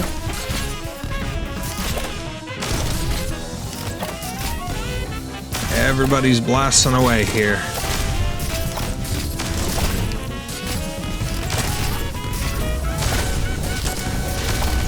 Get him. Last two here. Come on, Siracusano tesoro. Last one. Come on, baby, let's go. We got him. Let's go. IS-9 in the books. Moving on, baby. We're almost to the finale. Let's go. We ended up letting him go. He stopped wanting to fight us halfway through. You felt it too, didn't you? If he really wanted to kill us, he would have gotten it done. He just didn't want to take the time. We can't underestimate any of the Siracusan familiae. You got one thing wrong. I've never underestimated any of them. Every familia is my enemy. Including the Balonies. Don't you think you're jumping the gun a bit there? You don't seem surprised. You betrayed your own boss. You expect me to believe you'd really go in with us? But let me point out, now isn't a good time. Dimitri does not waver in the face of Wallach's sharpened blade, instead turning back to his soldiers. What's going on in the city? Nothing good. The familiae know the secondary core separation sequence started. People are all pretty mad at us and the Saluzos. Wise guys from the other familiae are hitting us now too. What about the thing I asked you to handle? You were right on the money. The eyes and ears we planted in the other familiae, tell us even though the people are angry at the Balonies and the Saluzos, we aren't their main deal here. All the chaos is down there is exactly what all the familiae were looking for. Everything Signora Sicilia kept down is bubbling right up to the surface now. There's already fighting over how to divvy up Bologna and Saluzzo assets, and we've got some old grudges out there getting settled. Everyone's hopping in, directly or indirectly. This is exactly what you wanted, huh, boss? So you betrayed us after all. Wallach, you're not an idiot. You get that there's no point to us fighting now. Isn't it better to solve the big problems first? Is this how the Rosati's handled everything back in Colombia? You really think you can swallow up Siracusa all on your own? Pick your friends wisely, Wallach. Ugh. Don't feel too bad. Not like I'm jumping for joy to team up with somebody like you. Where's Leon? What? He didn't go back home. Nope, no trace of him anywhere. He's avoiding us, obviously. Leon, don't tell me. Dimitri takes a deep breath. There's no point in overthinking things now. He has to face reality. Now that the familiae are starting to bite one another, this is the best chance we'll have to take the secondary core area. If we're gonna have a future, we'll have to take hold of it first.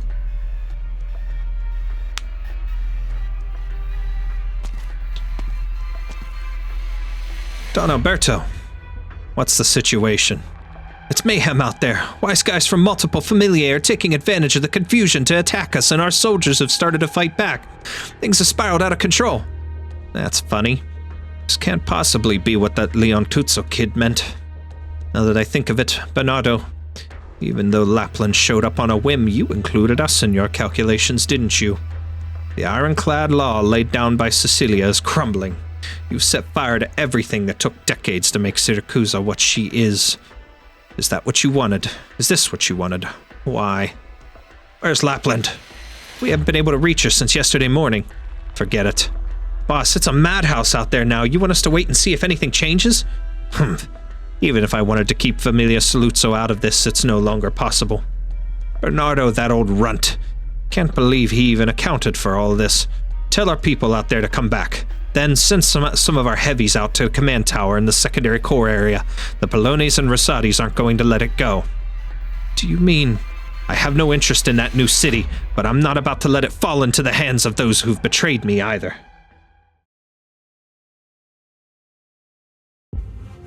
Padre! Leon, I never expected you to find this place. I happen to recall it from memory. Since you're here, come take a seat. I know what you're trying to do here. Do you? Since the very beginning, you've wanted to see Siracusa return to the dark times of 60 years ago. You want the familiae all tearing into each other. If Signora Sicilia didn't step in, Siracusa's familiae may well have mortally wounded each other. But this time, you want them to break free of Signora Sicilia's chains and to fight each other until there's nothing left. So you understand after all. But you didn't come here to confirm your conjecture with me, did you? What I want to know is, what exactly made you think this way? When I was 20 years old, I was just an ordinary baloney wise guy. They wanted me to rub somebody out. I couldn't pull it off, so I had to flee into a nearby village. I took a new identity and went into hiding. I lived there for almost 6 months. Nothing particularly notable happened during that time, but those 6 months gave me an entirely new perspective on the country I lived in. There is no corner of Siracusa completely free from the influence of the familiae, but in the places like the villages outside the city, the familiae are just your run-of-the-mill thuggish bullies. I found a job as a cobbler, and for that summer, I plied my trade by the side of the road, watched them go about their business. In the end, nothing they did impressed me at all, but I will never forget that summer when sweat flowed from my brow like rain. Leon, whether it's you, me, or any other wise guy, we've all been branded from birth. But it was during that summer that I realized life in Siracusa will continue, even with no familiae. So that's why you helped Lavinia, and didn't mind that the two of us were growing closer. You genuinely want to support her cause, don't you? In all honesty, I did want to see the kind of justice she envisions, which is why you didn't have insurance for this plan. You don't need me, Lavinia, or anyone else assuming any of the risk. You think that when you tear down the familiae holding down the people, their lives won't be negatively impacted at all. Absolutely. But that doesn't go far enough, Padre mio. It doesn't? No, it's far from enough. Letting the familiae tear into each other until they've worn themselves out may overturn the existing system, but that isn't enough to get Siracusa back into the hands of the people. Are you worried about Signora Sicilia? No, what I'm worried about is inertia. I came to realize something while working as Karachi's assistant. The familiae have had their roots here for thousands of years. Even if the people reject the familiae, they have no idea what shape Siracusa might take. Even after they overthrow the old system, they will manage to build something new? Will they manage to build something new? Yes. I don't think so. The people will be overwhelmed, not knowing what happened. All they'll know is that their house has suddenly collapsed, and when they go to build on top of those ruins, they'll build what amounts to a familia. Nothing will change at all. If we continue down this path, we may bring about a Siracusa without familiae for a bit, but the Siracusa you're dreaming of will never come. You're dreaming too big, Padre mio. You want to give them your Siracusa, but you never stop to think if they're willing to accept it. All we can do is let everyone out there know what's happening and involve them in the process. That's the only way we can start the conversation on a Siracusa without familiae. Looks like my son's all grown up. I thought you came here for a good old-fashioned father-son argument. I didn't expect you to teach me something. Padre mio. So what are you going to do?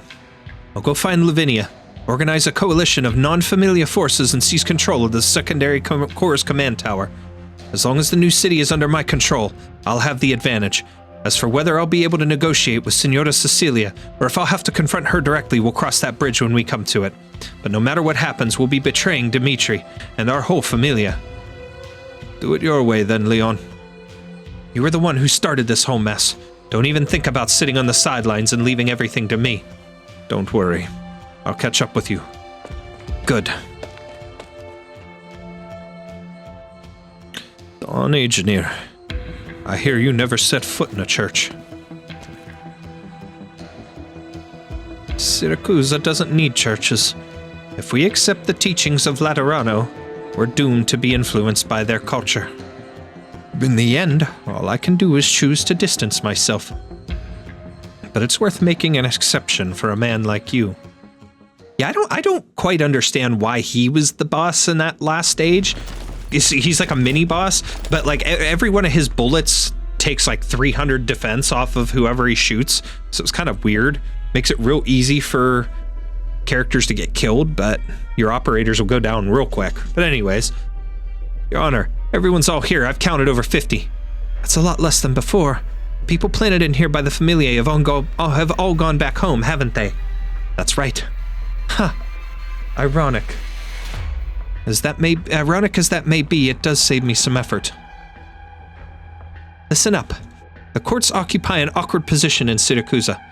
We represent the will of Signora Sicilia to some extent, and in return, gain a certain amount of power.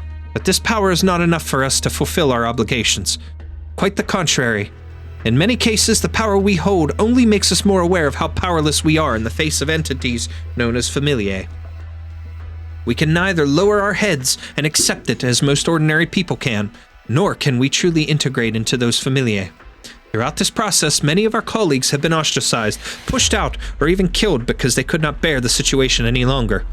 In fact, even if they ended up betraying the law, I would not be in a position to blame them. The truth is, I'm only where I am today because of my connection to Familia Bologna. You all know what happened and what is happening out there. At first, I assumed all I could do is what I always did before, pray that the Familia struggles don't chew through too many common folk, and that Signora Sicilia would come to mete out justice for us in the end. However, a brave man told us that he thinks the Familia system is evil, and that all of this is unjust. He wanted to change everything, and so he pinned his hopes on me. All of you, just like me, come from outside the Familia system.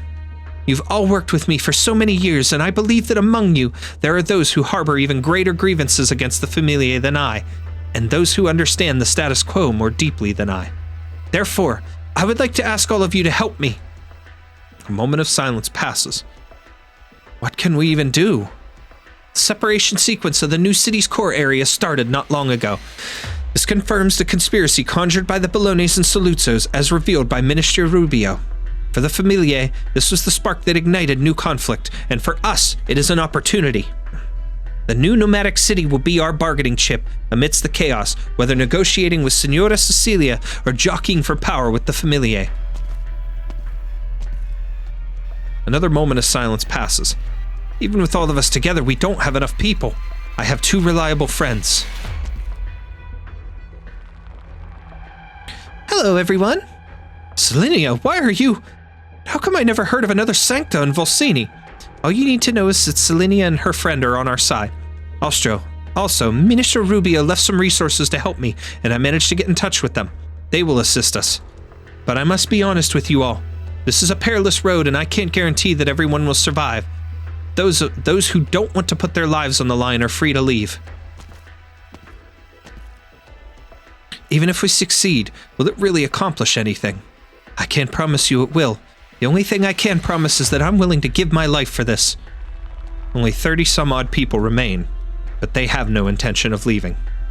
I should be thanking you for giving me this opportunity, Your Honor. I would have gone crazy without you here at the courthouse.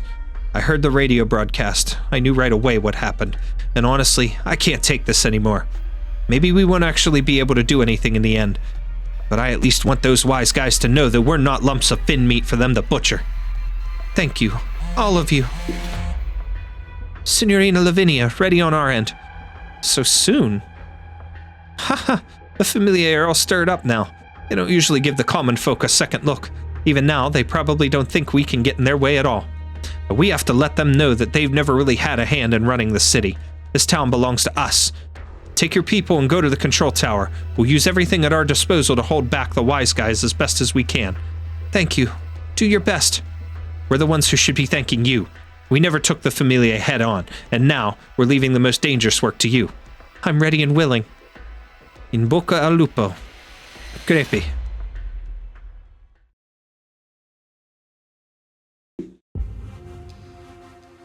Used Karachi as bait, got your own son involved, and even tricked your own associates under the righteous pretense of handling Sicilia, all to muddy the waters of this city.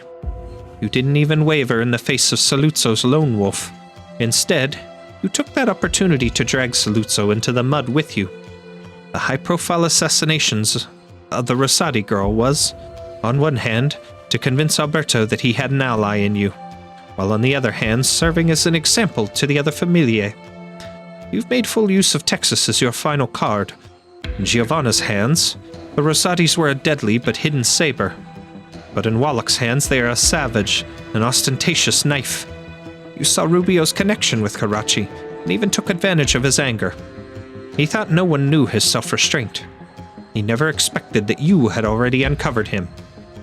I knew you'd be in town, but I didn't expect to see through all my plans so easily. It is always easier to trace back the steps in retrospect, and your plan has already been set in motion. Even if I was able to deduce all this, there is nothing more I can do. Even if Sicilia were to pop up right here, right now, even she would be hard-pressed to resolve anything. Who would have imagined that the Don of the most powerful familia would use his own people as bait to bring all the others down with him? You don't seem particularly upset about it. Sicilia never asked me for a Siracusa that would flourish forever. And I was never after wealth or power. What you've done undoubtedly breaks the rules that Sicilia established, and so, I really did come to end you. But your father-son talk there surprised me. Oh. Sicilia has never tolerated any disruptions to her order because no one came with an answer that could satisfy her. But you, Bernardo, have an excellent son. You won't be able to shake apart the society Sicilia built with her own two hands, not by yourself. But if your son came along with you, then maybe it wouldn't be completely impossible. Life is full of surprises. I thought I realized my lifelong dream and could die happy today. Who knew I'd change my mind that I'd want to live to see what Leon can do? It's too bad. For a moment, Engineer casts his gaze in the direction of Grey Hall. Something inhuman is approaching. I see. I've heard of this. Is this also part of your plan? It's something that has to be done. That's all. Please go, Don Engineer. This is the price I have to pay. So be it. Just a moment, Reverend. Don Engineer. Or rather, Padre. I've never prayed to anyone in my entire life, and I don't think I'll find closure with anyone else. The Lord can't answer me. But right here, I do have some questions only you can answer. By all means. How did Signora Sicilia feel when she came back from Laterano? Conflicted. She was distressed about the challenges she was to face.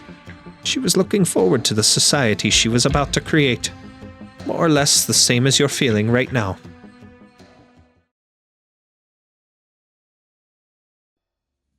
All right, okay, I know. You be careful too. How are Texas and Exusier doing? They're with Lavinia right now. Said they were doing her a favor. A judge lady, huh? At least she's a bit more put together than the Bologna family fellers from before. Hope nothing bad happens to him. Yeah. Miss Giovanna, you're awake! I'm not dead. The assassins missed your heart by a couple centimeters and you pulled through. I gotta say, it's a good thing you're in such excellent shape, otherwise, probably wouldn't have made it. Wallach. How long was I unconscious for? A day. I'm guessing a lot has happened over the course of that day. Tell me what's going on. All right. You're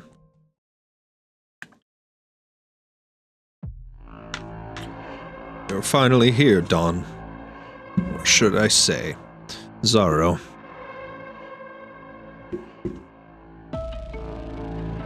Bernardo, what are you scheming? Don't play dumb. I can tell you're in denial about the conclusions you've drawn. You dare. Why wouldn't I dare? You've pushed me into a lifetime of power and betrayal. You're so prideful and arrogant, you'd never imagine that one day I could betray you too. Don't forget, Bernardo, I'm the one who made you everything you are. Pitch black mist wraps around Bernardo's neck, but he pays it no heed. Damn, that is a cool picture. You still don't get it, ZAARO. The game you Signori Dilupi are playing means nothing to me. Siracusa is the absolute limit of your imagination. You think the ultimate power is to control a country, multiple countries, or even to subjugate all the lands. But I don't think so. Real power is the power to command an entire epoch. In my original plan, Siracusa would fall along with me.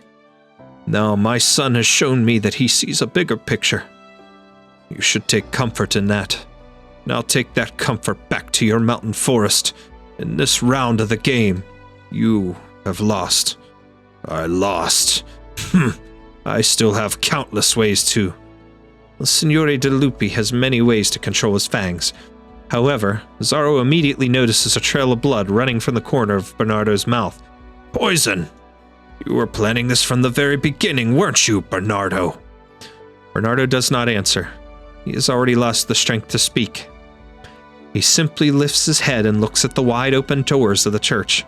His gaze passes over flower beds, tall buildings, and dark clouds, until it finally passes through time itself.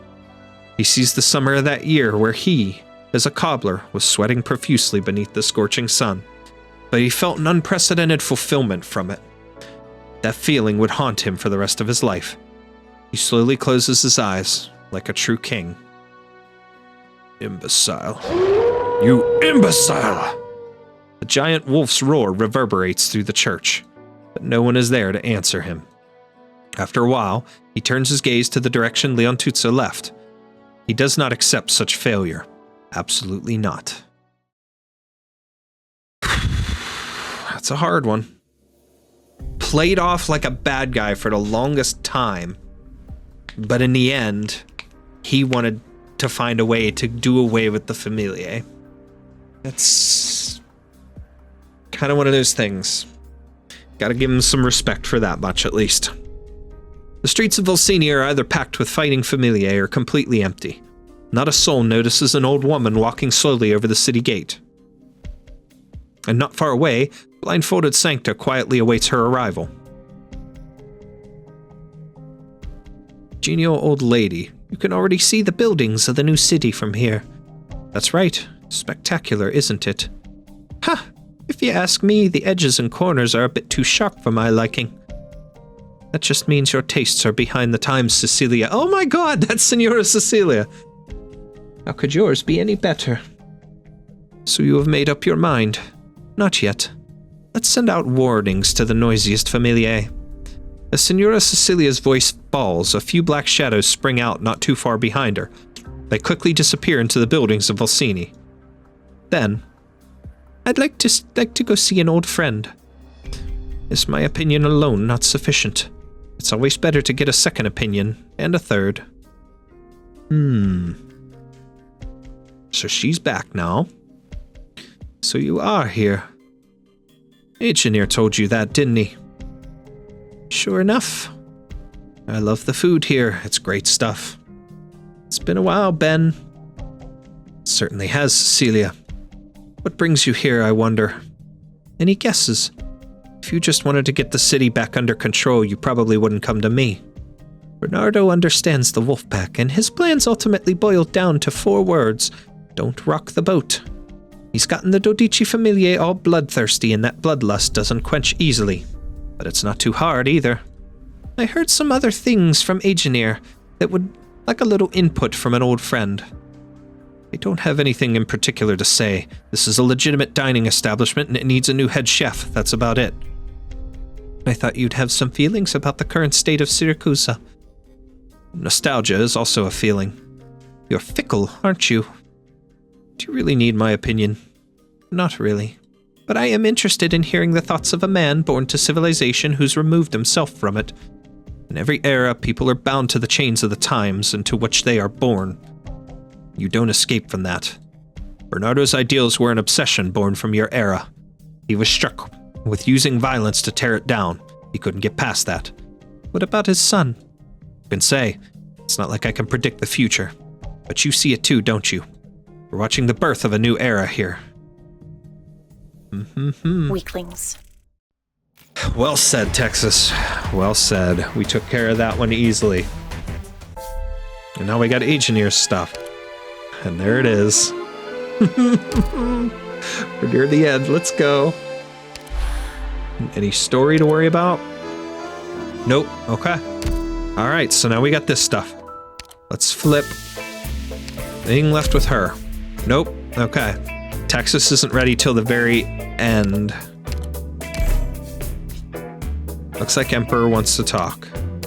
That'll be after we beat the 10th one. Same with Pookie. Okay, what about Giovanna? Nope, she's at the end too. Okay, let's check Sora. She's okay. Dimitri.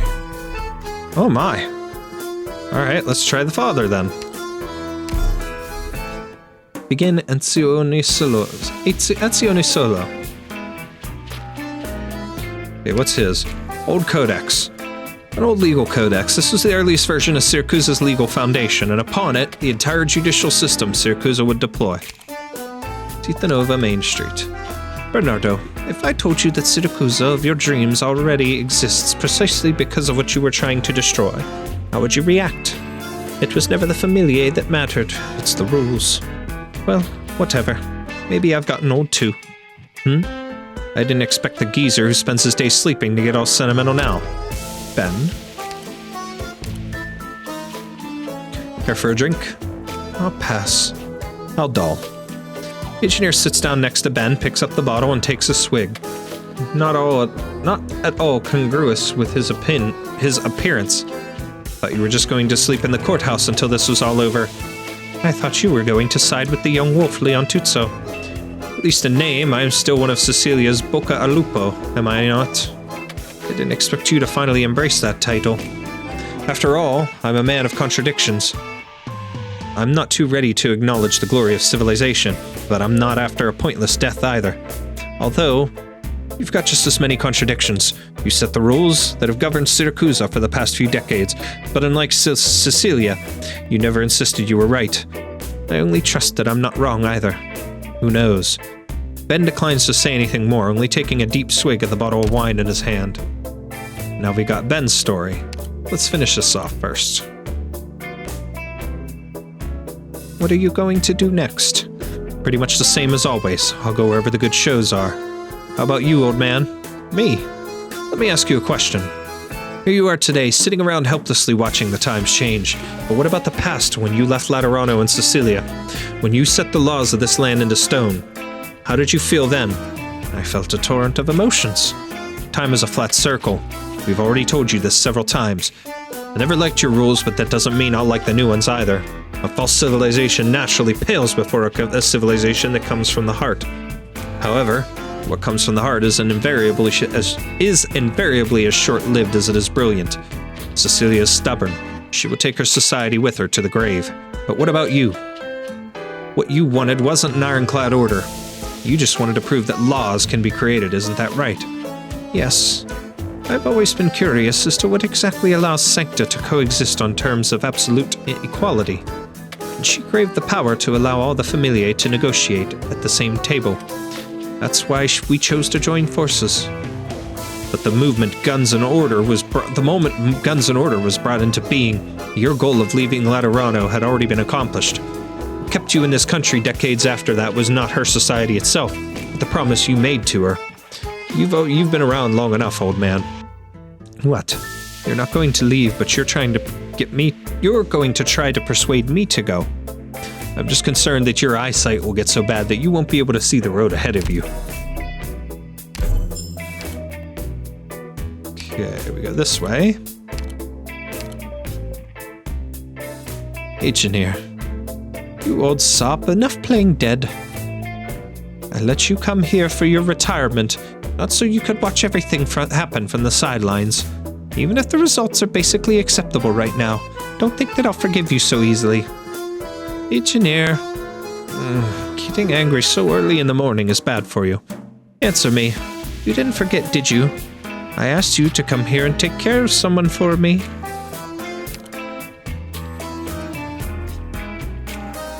Looks like I should have sent you into a nursing home instead of Otsini. Which is why I asked you to come with me, Sicilia. Some things you won't see until you sit down on a park bench.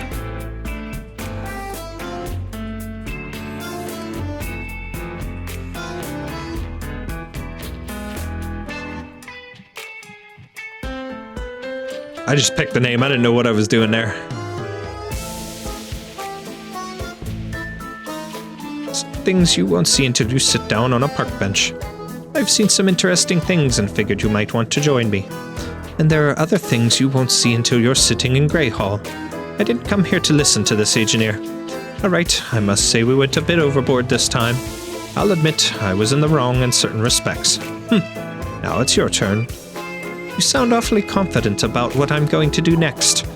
Otherwise, I wouldn't have come here at this time either. Heh, having a friend who understands you too well isn't always a good thing. Signora Sicilia smiles and walks up to Engineer.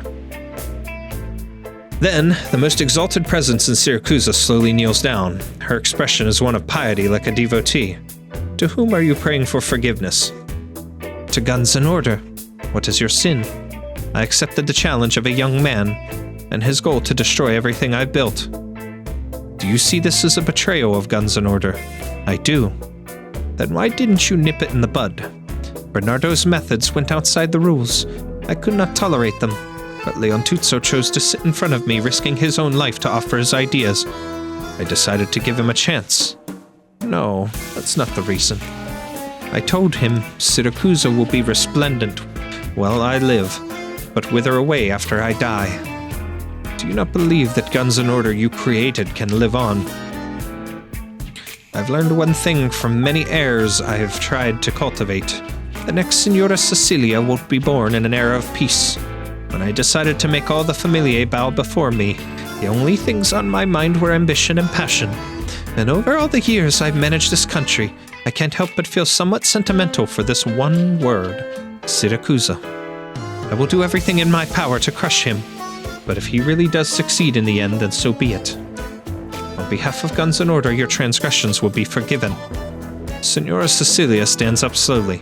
Her expression returns to normal as if everything that just happened had nothing to do with her.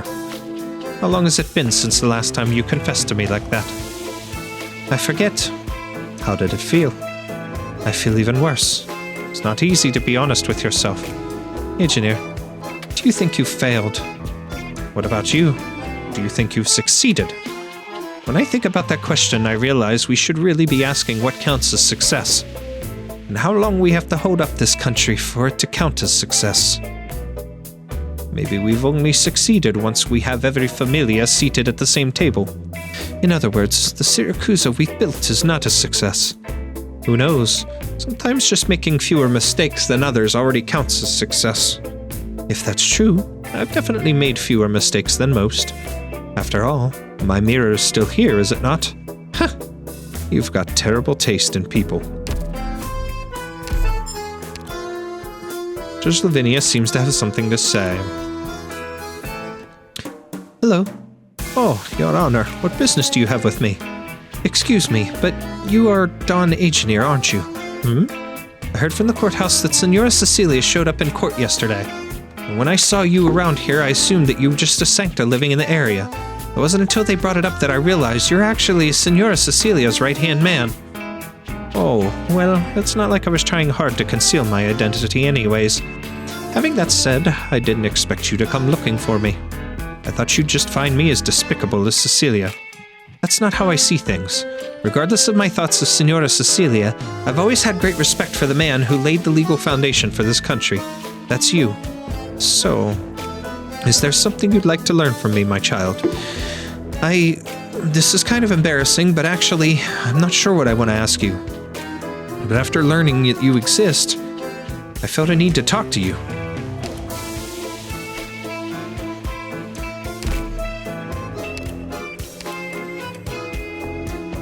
This is the Code of Law. And a first edition, too! That's right. It's for you, my child. This is priceless beyond measure.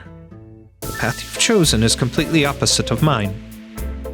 But I'm not as hard on your youth as Sicilia is, so please treat this as a little present from me. I actually don't think that's true. Oh? I don't think our paths head in opposite directions. The reason it was difficult to walk the path of a judge had nothing to do with the law itself, only the power of the familiae to largely render it irrelevant. To be honest, if I was able to handle every case to the letter of the law, I don't think I would be where I am today. Every judge believes that you, the man who wrote this code, know full well what justice is. The institution of guns and orders should have also been the institution of the law, but instead it became a convention among familiae. This is the biggest misunderstanding you have about me, my child. Guns beget power, and order begets regularity. What I saw was never justice, but efficacy. Then I will prove to you that the law can replace the customs of the familiae. My child, are you going to challenge me just as Leontuzzo challenged Sicilia? That's right. Haha. In that case, we'll just have to wait and see. Courtroom floor. Okay, we're done with Engineer. Now we've got Ben. A bystander were here. Why would he have to wonder who is this man? Okay, which way are we going? Luggage case. A strong and durable luggage case. There does not seem to be anything inside it, as there's nothing he needs to take with him. Lunacub. If everything that had unfolded in Vocini was observed by a bystander, that person would likely have a lingering suspicion. And that would be, who exactly am I? Benthanaxigios? Why do I keep appearing in this story yet do nothing? Why do I seem to know everything yet stand on the sidelines? And after all of my talk of civilization in the wilderness, which side am I on and why? Well, I would first like to rid you of a misconception, and that is, I do not know everything. Everything I've said has been nothing more than reasonable conjecture based on the current state of Siracusa. If my conjectures prove to be correct, that only means that the country of Siracusa is too predictable. In fact, my commentary, not operatic theater, is far more cogent and thought-provoking, is it not? So go ahead and take a guess as to what exactly I am. Long-lived? In terms of physical prowess or originium arts, I am a little more than human. Obviously, I'm not one of the immortals. As for being a moocher, I won't deny that I have some connection to Sicilia, but this relationship isn't exactly equal. In fact, I prefer to call myself a suicide victim.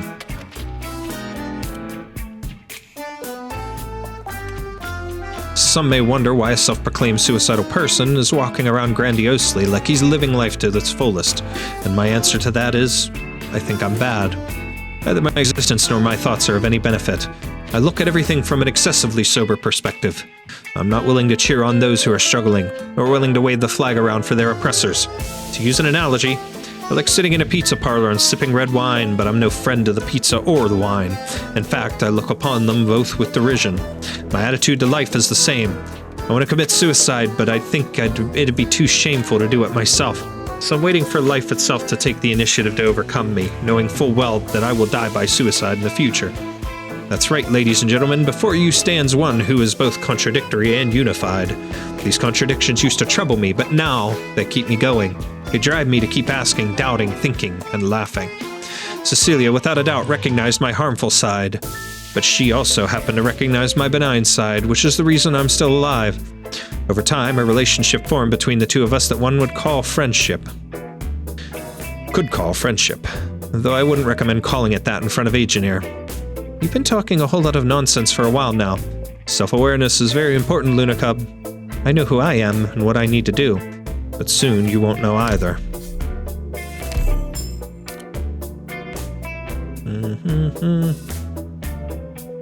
Where's the pointer? There it is. It's literally right in front of me. I'm a derp. I'm a derp. Okay. I'm willing to wager the opera was not originally intended to end this way. From the beginning, the show drummed up an atmosphere of heroism, trying to wrap Texas in a layer of pathos. Without a doubt, Giovanna's own emotions have been woven into the script.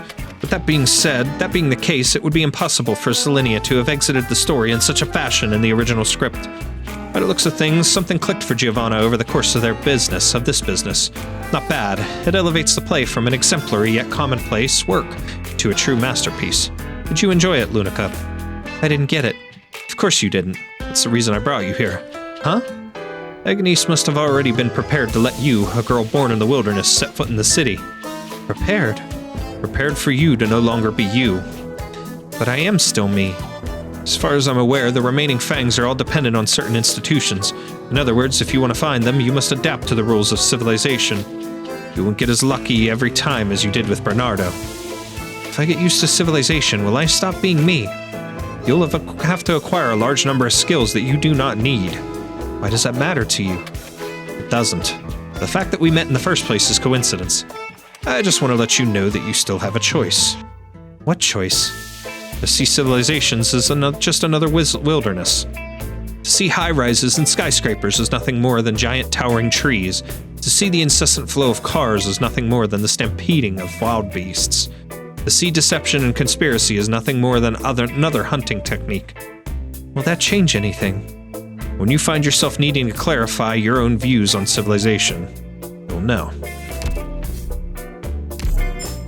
30K? I could have used that before.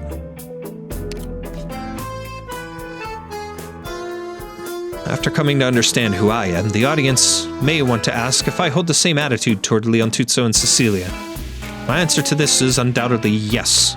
As members of the human population, we are required to celebrate everything that we have created. Otherwise, we would be denying our history. To avoid catastrophes, we constructed nomadic cities. To better our lives, our technology advances with each passing day. To better become a collective, we iterate upon our societal structure and methods of managing it.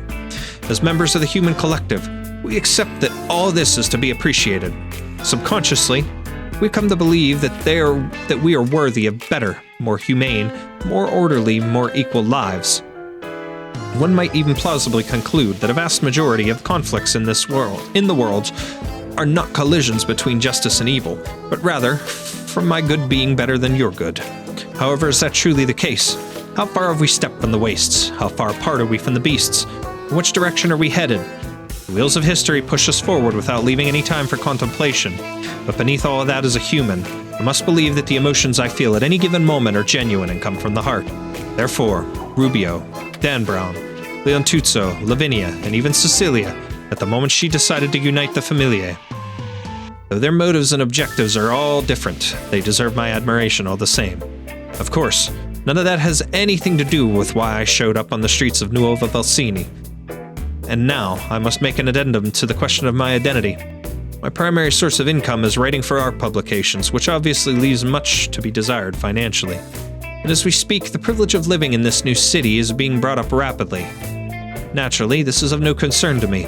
However, be it from an artistic standpoint or in consideration of what is to come, moving to Nuova Valsini is a much better option, so I'm currently exploring my options.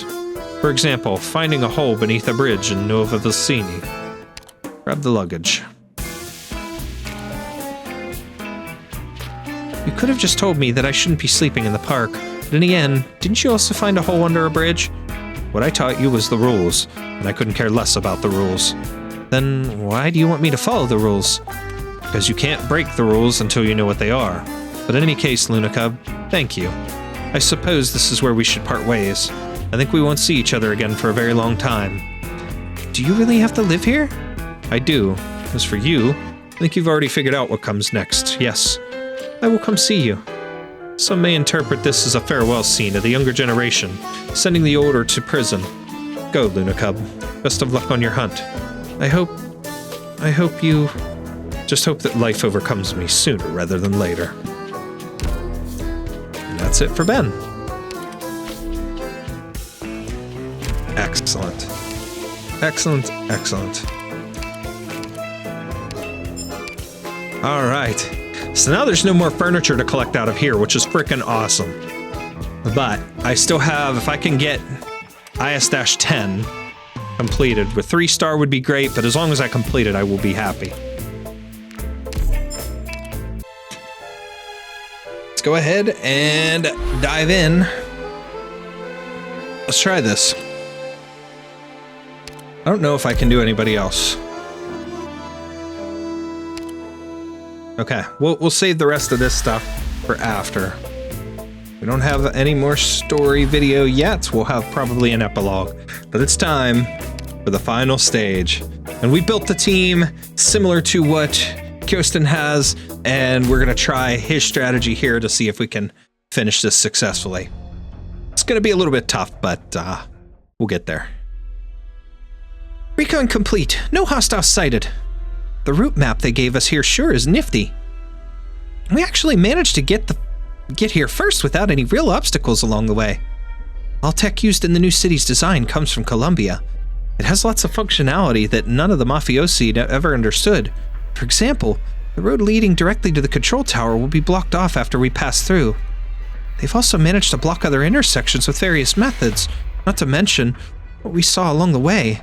The conflicts between the Familiae have been spreading. At this point, even if any of them wanted to attack the control tower, another Familia would get in the way. Most importantly, they never expect us to take it right from under their noses. That's right. However, it's too soon to rest on our laurels. The Bolognes, Wis'adels, and Saluzos, those three Familiae will never give up in the secondary core area. They will definitely make an appearance. With me and Texas here, you've got nothing to worry about. Sorry, I wasn't trying to get you dragged into this mess. I chose to do this. Same here, and in exchange, I'll need you to tell me where I can get the best pizza. Deal. You said the tech here comes from Colombia. That's right. Emilia Rosati laid most of the groundwork, so I'm a little concerned they'll have some way of breaking through. If there's one place they have no choice but to pass through, where would that be?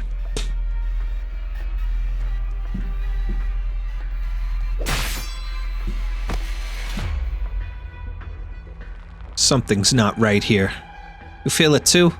It has something to do with the other Familia getting in the way, but while it's possible that big gate over there might have been activated accidentally, we've been taking detours for a while now, and I'm pretty sure these blockades were set up here on purpose. In other words, someone's one step ahead of us. Yes, and they also happen to be very familiar with the area, and only the Rosati's fit that bill. The only other possibility would be those who helped in the conversion of the secondary core area. Let's not worry about who it could be for now. How do we break through? I can give it a try. One of my soldiers should know how. We're wasting too much time, and if someone really set this up on purpose, they'll definitely have a backup plan. I know what you're going to say. Even though we haven't had the most fun partnering here, we're about to part where our agreement formally ends. Guess so. You know, in a sense, we're brothers in misfortune. We have nothing in common. Am I wrong, though? I can already tell you're a guy with a smart look to him, but you're actually a complete idiot, loyal to a fault, same as me. Don't bother trying to talk yourself up like that. Nobody's buying it. I'm not looking for excuses here. I know what I'm doing, and I don't regret it. But if what you said is true and your boss was the one who set all of this in motion, you're probably going to find yourself standing against your own fratelli. Are you prepared to do what you've got to do? Will you really get what you're looking for? How about you? Did you get what you're looking for? No. I've got a guilty conscience, but there's nothing I can do about it.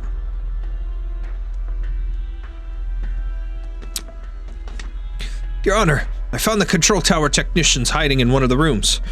They want to talk to you. Deal. You're a judge. Don't worry, I'm not here to hurt you. I'm not here on behalf of any Familia or Signora Sicilia. Then who are you here for? Right now, no one. All right. As long as you don't hurt us, we should be able to help you. I want to ask you something first. What?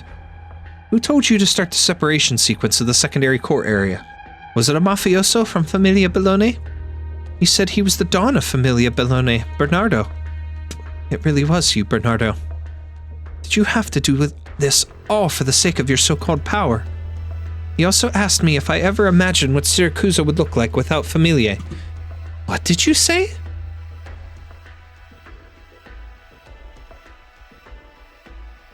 Up ahead is the central facility that controls that gate, isn't it? Yeah. Then life keeps bringing us together, doesn't it, Salinia?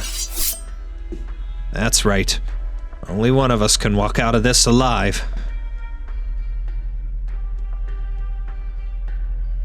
Lavinia, the judge. Yeah. We followed your instructions not to break through right away. We took some detours, nabbed ourselves a government guy. That's what he told us. She's already taken the control tower. I have to admit, no familiar would have thought such an insignificant judge could pull off something like that with just a few paper pushers. But even if she managed to stall those familiae with her funny business, what good will it do in the end? Boss, bad news! Out with it. It's Lappland! She suddenly showed up at the estate and started chopping up her boys! She's making her way over to you! Stop her. You got it. Oh, Pookie, get your revenge, baby. You take them out. You get them. You get them, Pookie! Go get them! Lappland, you sure have gotten good at killing. Back in the day, you would have taken a lot longer and picked up a few more scars on your way here. You haven't changed at all. You don't even bat an eye at your own boys getting killed. What's the point in crying over some incompetent associates? What about an incompetent child? Oh, spiacente. I almost forgot that for you, there's basically no difference between an associate and your own child. You know what I hate more than anything else, ragazza? Incompetent idiots who are also obedient. I've been waiting a long time for you ever since you came back home, waiting for you to bare your fangs at me, and now that time has finally come. Tell me, filia mia, all these years, what is it that has made you like this? What made you disobey me, rebel against me time and time again? Speak up so I can discipline you. Upon hearing Alberto's words, Lappland cracks a smile. However, she lowers the weapons in her hands. For the longest time, I've been thinking if I should try rubbing you out. Oh? Surely killing your own father isn't something that would give you a moment's hesitation. It's not the act that I'm conflicted over, or the meaning of it. The meaning? A woman like you cares to go searching for the meaning in things. Meaning is pretty important to me, like profit is to you. Padre mio, do you know why I care so much about Texas? You've never explained it to me. From the moment I was born, I grew up a part of this familia. You raised me with the most proper Siracusan education, and I met your expectations. As a Siracusan, I am second to none. And here I thought you never acknowledged you were, ragazza. When do you think I managed to wiggle out of your control? Or, I guess, not from your control, but from Siracusa, from the familia, from our blood, from the control of our rules. I hated it. All of it. But in the end, I couldn't actually escape any of it. All those things are like the strings of a marionette over my head. No matter how much I rebelled in the end, I'm still dancing in the palm of your hand. There's no way out. Only you would look at Siracusa and see an inescapable swamp. And everybody, including you, Padre. You're all scum, whether you realize it or not. Of course, I didn't realize it at that age. The old me thought she was crazy enough, rebellious enough, but looking back, I was just in denial. And you thought I'd grow out of it after a few years, isn't that right? That goes without saying. I was well aware of your rebelliousness, but I never understood where it came from. From you being so totally convinced that your way of life and your actions were completely right. You never doubted for a second that I would eventually become you. And that's when she appeared. At first, it was because there was someone out there, in far-off Colombia, who was better than me. Salinia, Texas, the granddaughter of Salvador. Cold, strong, honorable, and loyal. After popping back over here, she quickly became the most famous Siracusan among all the familiae. Even though she was Colombian, you're just as good as her. Huh, of course. But that's not the important part. The important part is she clearly was a Siracusan, thoroughly poisoned by the swamp of this city. But in the end, she chose to turn her back on her blood, letting her entire familia get liquidated. The blame for that rests only with Giuseppe, whereas Salinia's sin in the righteous judgment of her kin. Not like betrayal was particularly rare among wolves, but she chose to turn her back. She chose to get out. Can you imagine, Padre? The day when I found out she wanted to leave Siracusa, to leave everything behind, I was so exhilarated. You figured it was an act of rebellion and a successful one. She didn't succeed. I knew from the beginning that the land itself wasn't going to let her go. So why are you standing here in front of me again? For her? For her? No, Padre mio, no. I'm here not because I learned anything in particular from her successes and failures, but because she taught me that the choice exists in the first place. I knew she would eventually return here, and I looked forward to seeing what she would do once she came back. And she did absolutely nothing. No, you don't understand.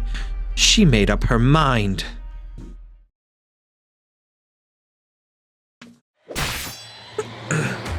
Silinia, what do you think you're doing? You don't need to know, and you're not going to. You ran away from Columbia before, and from Siracusa. You ran from it all. And now you have the stones to stand on this soil again. Isn't that kind of ridiculous? The land isn't a lost cause, so I'm not running away anymore. Simple as that. You stopped running, so you came back. But what about the people you left behind? Go tell that to them. Blame it all on me. You decided you had to kill Giovanna, so you pinned the blame on me. I'm not that shameless yet, but you will pay for it all the same. You're gonna have to die, Silinia. Don't worry. Death is where I belong. Damn you. He was never gonna beat her in the first place. Come on. Now it's my turn. This used to keep me up at night. But when I finally stood in front of you face to face, I realized this was never such a difficult thing in the first place. Turns out, it's not that I wanted to rebel against you or kill you. All I needed to do was say goodbye to you, my dear father, to this familia, to this swamp. That's why I'm here. You want to become an enemy to all of Siracusa. No, Siracusa became my enemy. Goodbye forever, Padre. Lappland gives her father a deep parting bow. A vague thought creeps across Alberto's mind. This is the best chance to be rid of this monster. Hold on, I need a screenshot of that. Okay. The one. Full screen. Okay. I gotta save that. Just because. Number one, my Pookie's in the middle. Number two, that's a kick-ass picture and we'll make a cool wallpaper. Paste. We got it. Perfect. Screenshot. That's right. Monster. A monster he raised with his own two hands. She is by no means invincible, but it seems like nothing is capable of touching her. He is 100% sure that if he strikes now, he would be able to slay his daughter on the spot. She's by no means dauntless, yet she chose to throw away everything she had to throw away. He knows he should act now, to rid himself of future headaches. But, Padre, she's a monster, and yet one that he raised with his own two hands. If all she wanted was simple freedom, why would she still come to see him? Lone wolves eventually remember the pack to which they belonged, but after today his daughter will no longer belong to any pack. Alberto lets out a heavy sigh. The next time I see you, I will kill you. My daughter, my pride, my traitor. Lappland smiles but does not answer. She is no longer a lone wolf. Never again will Siracusa have a place for her, and never again will she need one. The only thing left is you, Texas. Now she's trying to break herself away from everything. Are you sure letting Silinia go alone was the right call? Don't sweat it. She asked to go herself, so she must have had a reason for it. You don't want to find out what that reason is? Let me give you a little tip. One of the prerequisites for being a good partner is never ask your counterpart about stuff she doesn't want to share. You two have a great relationship. You betcha. What? What is it? You've got somebody coming up on you. He's moving really fast. Just one? Yeah, just one. Black-haired, just like a really flamboyant mob boss, holding two pistol-shaped wands. Leon? Lavinia, I knew it'd be you. Leon Tutso, why did you come here? I'm looking for you, but you cut all communication with the Familia, so I haven't been able to get through. While I was looking around, I overheard wise guys from another Familia talking about how someone had blocked off some passages in the secondary core area, which didn't sound like something any of us would do. Which is why I came here. That's right. You were with Karachi so long, you must have known this was the best place to break through. But I have nothing more to say to you, Leon. Wait, Lavinia. I'm here to... Leon. Lavinia and the court guys, too. Alright, so you're the ones who's been messing around with the secondary core area behind our backs. Leon, where the hell did you go after that meeting? Don't tell me you've been with her this whole time. No, I went looking for my father. What? Why didn't you tell me? Because when I was face to face with Alberto, when I heard the things the car wash worker had to say about me, I finally realized I've been wrong my entire life. That's why. Dimitri and Lavinia stands on opposite sides of the wide avenue. Leontuzzo takes a deep breath and finally walks over to Lavinia's side. That's your answer, huh? Correct. From now on, I am no longer Don Bellone. Leon, you know what this means, don't you? I do. Do you? No matter how grand the Don's ideals were, he still chose to abandon his familia. And you, no matter how grand your ideals may be, you're gonna do the same? We're a familia, goddammit, Leontuzzo! Look me in the eye and answer me. We grew up together. We've been through so much together. Does all of that mean nothing to you? My father saw the same familia as nothing more than a match to light the fuse of a new era in Siracusa. He was wrong in his ways, but... Leontuzzo gradually raises his eyes and looks directly at Dimitri. In the end, I'll stand against all familiae, since it's bound to happen sooner or later. Let's not drag out the suffering, Dimitri. Just when everything is about to teeter over the edge, a chill engulfs everyone present. Frost Nova! No, never mind. You shall not leave. You will accomplish nothing. Not even your bones will remain. What is this? There's a voice in my head. A black fog congeals around the area. As the fog condenses, an impalpable coercion gradually presses down on the heads, shoulders, and hearts gathered there. From this coercion, they feel a thread of kinship, as if its very existence is entangled with the blood in their veins. No, it is indeed an existence entangled with their blood. But the thread immediately snaps, leaving only bottomless fear behind, because with this coercion boils bottomless anger. In this moment, all reason is suppressed as if a voice is screaming out to them. Bow down. Surrender. It's freezing cold. Cold. Those unable to bear the pressure fall one by one, until only Leontuzzo, Lavinia, and Dimitri remain standing. I remember this feeling. Leontuzzo turns his gaze towards the entity emerging from the coalesced fog. Watch out! There's something off about that stuff! Il Signore de Lupi!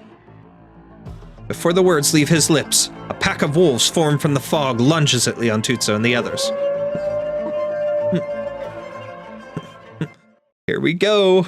I'm freaking excited about this. Let's go. Miss Catapult. It's time to deploy. Alright, we gotta keep this slow. Ready to heal. Okay.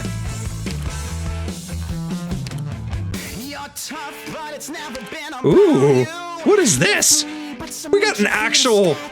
We got actual lyrics with the song? Let's go. Okay. Let's go. I'll take it. 18, you go her.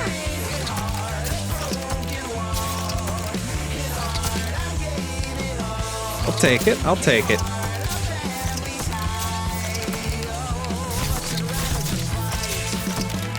This ain't bad. Some cool music. Alright, face left side. We gotta get her. Awaiting orders. Shut up. Okay. We got Hayes who's going left. You'll have to try harder Okay. than that. Okay. We're gonna put her. Okay. Texas is generating my DP for me. Okay. We put Spot here. Yeah, fine.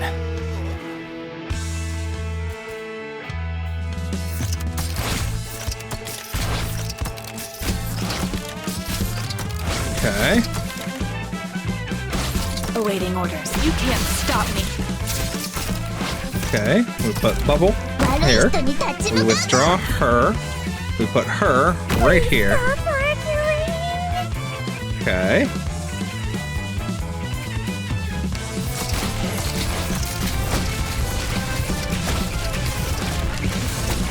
Okay. And he's almost here.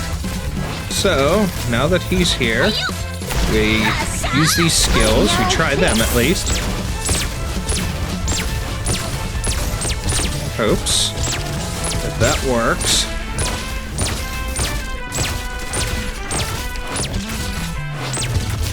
Okay. Things are working good so far. Okay.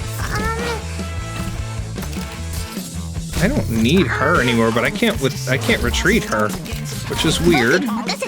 But all right. Don't see any harm in this.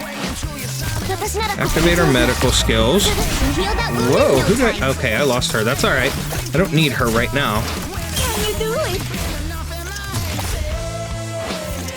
I can do her to get some DP and stuff if I want to.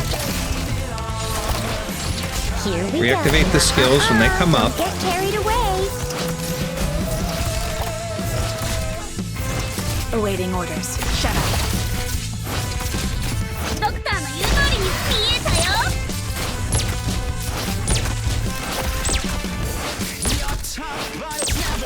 Okay. I dig the song. I actually do. It's kind of cool.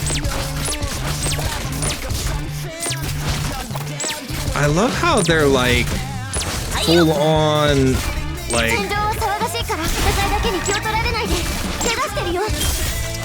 balls deep on the song right now. Don't be afraid. Please, come to your senses. Okay, we got him. Okay, we now gotta get Papakar out up top again. Please stop arguing.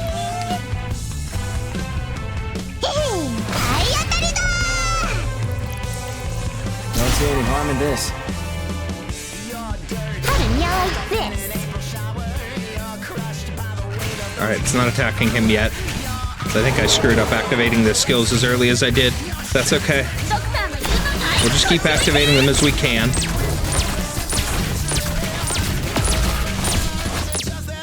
Target location reached.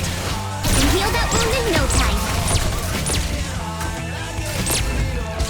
Anything outside the plan? We're just gonna mess with him a little bit.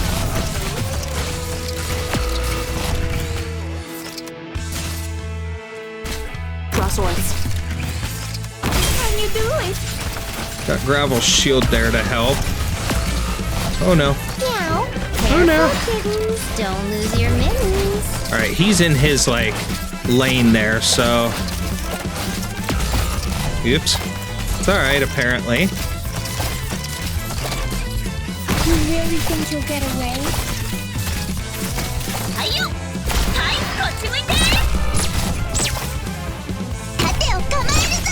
Please, come to your senses. I'm gonna put him there. A valiant struggle. I think I can retreat her. Away. Is it my turn? Just out of curiosity. Yeah, fine. Let's do this. Alright, so it's down to him. It's down to just him.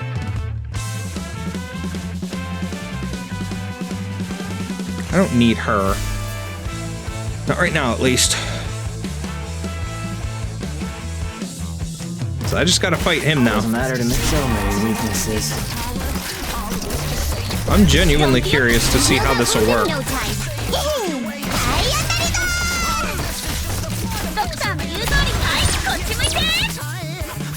Hurry up, my rats. I'm just gonna mess with him with that. That's fine.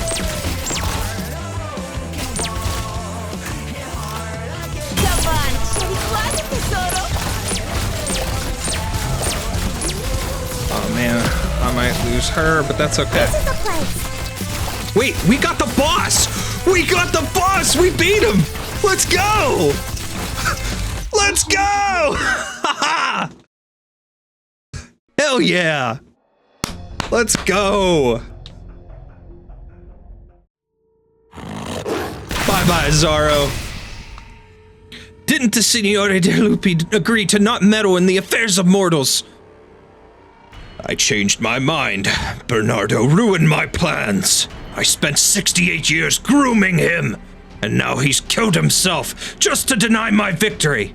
What did you say? My father killed himself. His father's interpretation of the Signore Delupi and the game flashed through Leon Tutso's mind. He suddenly understands that the words his father spoke to him in the church were a kind of approval for him. And his last words, his father had planned to take his own life all along. The price for insulting the Signore Delupi was a heavy one. He may be dead, but I won't stop until his bloodline is ended. Son of Bernardo, you will pay for the sins of your father. The price is his bloodline and your life. Price? Did you say price? My father may have been wrong, but his dream was always about bringing change to the times. He wanted a Siracusa without the familiae, and spent his entire life planning it. I thought his own family was a chip to him. I thought he acted when he did, because it was the right time. But now I know. He decided he was out of time. This was his only chance to get revenge on you and achieve his dream. I taught him everything he knew. He repaid me with betrayal. You wouldn't understand. Signore Delupi on high, thinking everything under his control. To father, even his own life was just another chip. He was determined to make his dream come true, even if it meant paying the ultimate price. But you're the one who will pay. Ignorant whelp! Welcome back, Texas! Are you done over there? Yeah. Time to clean up the trouble over here. The last Texas. Do not forget who permitted you to break free from Siracusa. How dare you defy me? I kept my bargain with Bernardo. I owe you nothing. Fool! You're done, buddy. Bernardo killed himself. Why? The game is over, Lavinia. So that's what you really meant. Siracusa without the familiae. That was your true dream. Why didn't you tell me? Pookie! Try to keep your head in the fight, Judgy. Lappland, why didn't you tell me you were throwing a party, Texas? You would have come anyway. Yeah, you're right. Of course. Get lost, cub without a pack. There's no place for you here. Let me tell you some good news, Signore Delupi, Filio Delupi, whatever you are. Starting now, everything Siracusan is my enemy. Even supernatural beings like you. Idiot. What about you, boss? If you were there looking me in the eye, would you tell me without a doubt that you choose your dreams like Leon? I mean, I don't know the answer anymore. Stay focused if you don't want to die. You're a feeble fang of Agnes. Did you think yourself worthy to stand before me just because you caught a glimpse of the death of my fang? I promised Bernardo that I'd help his kin. Agnes raised a feeble fang. It's time to put an end to her part in this game. You cannot destroy me no matter what you do. You cannot even harm me. Humans build cities, trap themselves within, think themselves the masters of the lands beneath them. Do not presume to have risen because you've learned to use a few tools. You have never conquered the wastes. Ladies and gentlemen, you stand in the presence of the Emperor, Lungman Superstar. Boss? Haha, just in time. Let me take this chance to remind you, your vacation's almost up, Texas. Why are you here? You asking me? Sora and the girls ran off after you. You know what the past month's been like for me? I ain't been this bored in 3,000 years. I got nobody to party with. Emperor? Hold it, Zaro. You gonna say I got no business in Siracusa? Ain't my right to stick my flipper in here? Honestly, I don't give a shit. But if I think on it, I'm gonna pass on some dumbass fight with you. Beating at you at your own game, that'd make me happier. So, think on it, I'm gonna pass on something else. Shadow after shadow emerges from beneath Emperor's feet and takes corporeal form. Zaro knows them, of course. They are the Signori De Lupi who have lost in this round. They are here for one reason. He broke the rules. They can accept how he played, but they will not permit the rules to be broken. Look, I brought the other Wolf Lords. They bored too. Let me give you the good news. You're a loser. In pretty much every way a man can be a loser. The Signori De Lupi are immortal, but over the long years, they have long learned how to contain, suppress, even torment each other. Against so many beings of his kind, Zaro knows that resistance is futile. After a moment of silence, he lowers his proud head. Tell you the truth, Zaro, the whole thing, your whole thing, the way you talk about power, the way you play with it, gives me the heebie-jeebies. The way you stew in your anger, looking to tear everything in your way to pieces. That's what shows you still true to nature. You're still true to your nature. But all you wolves, don't you get bored playing a dumbass game like this for thousands of years? You oughta come to Lungmen. I'll teach you to play poker. Or Mahjong. Mahjong ain't bad. Zaro ignores Emperor's jabs. He takes one last look at Leontuzzo. Then his silhouette becomes less and less distinct until he fades away completely in the wind. It is as though he never existed. Thanks, boss. Don't thank me. Someone would have done something, even if it wasn't me. She just delegated the job, didn't you, sexy? Oh my god, Emperor's hitting on her! It's been a long time since anyone called me sexy. You're welcome to spend some time enjoying Siracusa if you like. Just call me Emperor. Interesting name. You're not arrogant or ignorant. Like the Signori De Lupi, Siracusa welcomes you, Emperor. I think Siracusa's gonna like me. Signora Sicilia!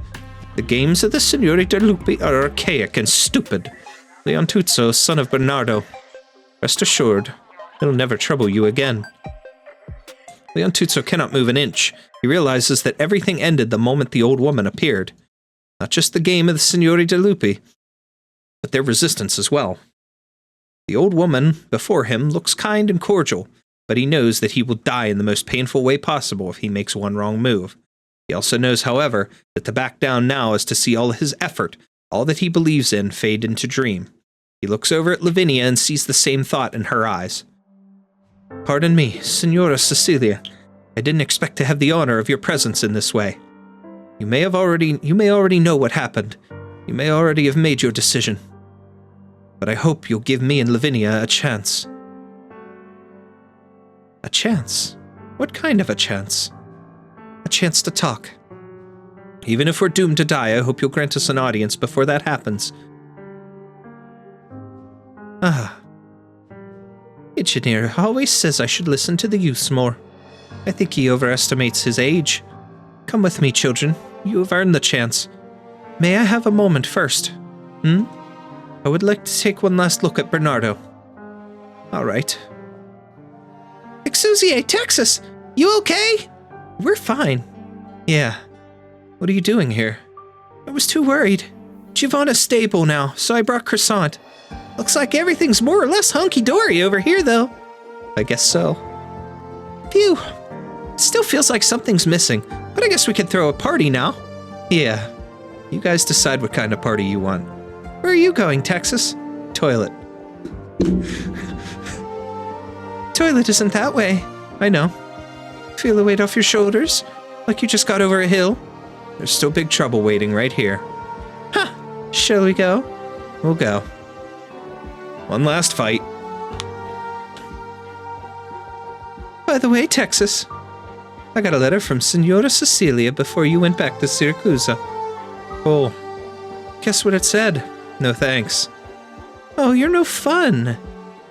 Signora Sicilia invited me to join the Bocca al Lupo. Bocca al Lupo? Basically become one of her wolves. So I burned the letter. I figured I was going to get some Siracusans giving me trouble for a while. Then you went back to Siracusa all of a sudden. Do you have any idea how surprised I was when I realized you were gone? So you've made up your mind? Yes. I'll stay and help Lavinia and Leontuzzo. What about you? I've made up my mind too. I heard you made a hell of a scene with your own familia. I just went to say goodbye to my father. Texas, do you really not get what I see in you? Sometimes I think I do. Sometimes I think I don't. All I know is that you seem to have gotten over something. Oh, are you showing concern for me? I just think you're kind of annoying. The pair were walking side by side, but now they head to opposite ends of the clearing as if by some silent agreement. At the end of the day, we have to do this. I guess so. Do you remember? 7 years ago, you came to me in front of the burning mansion, looking to get away from it all. I got hell for it that day.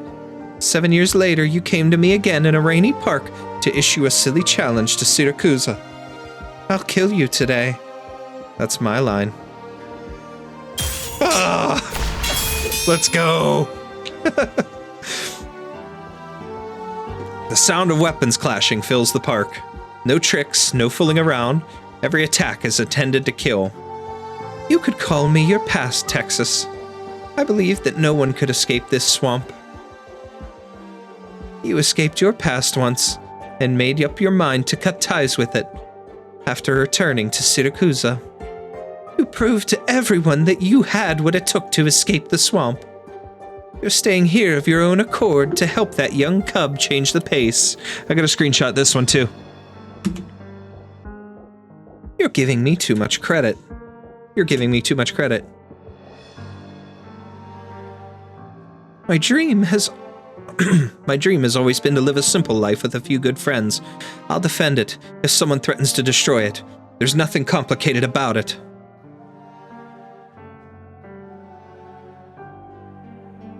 I never truly knew you, Silinia. I didn't realize how Siracusa exhausted you, or how you resented Columbia. Now that I think about it, I was like my grandma.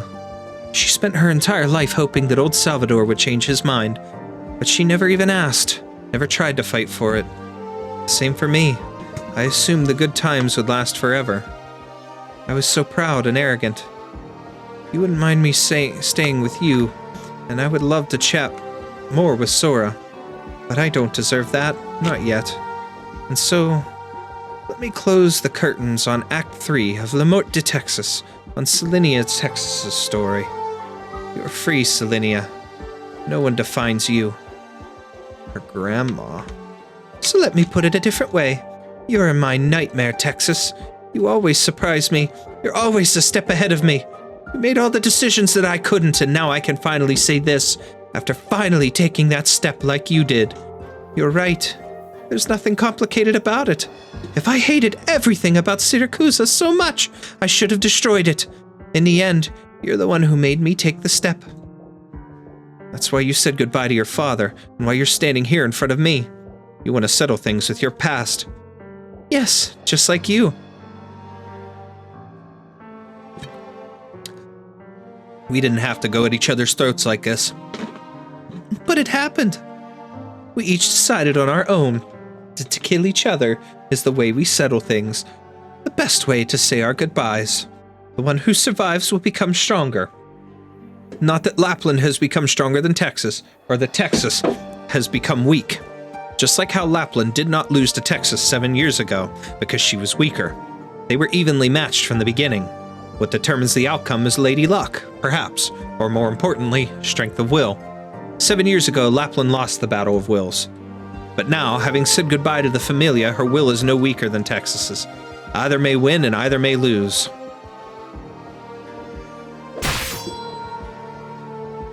Ugh.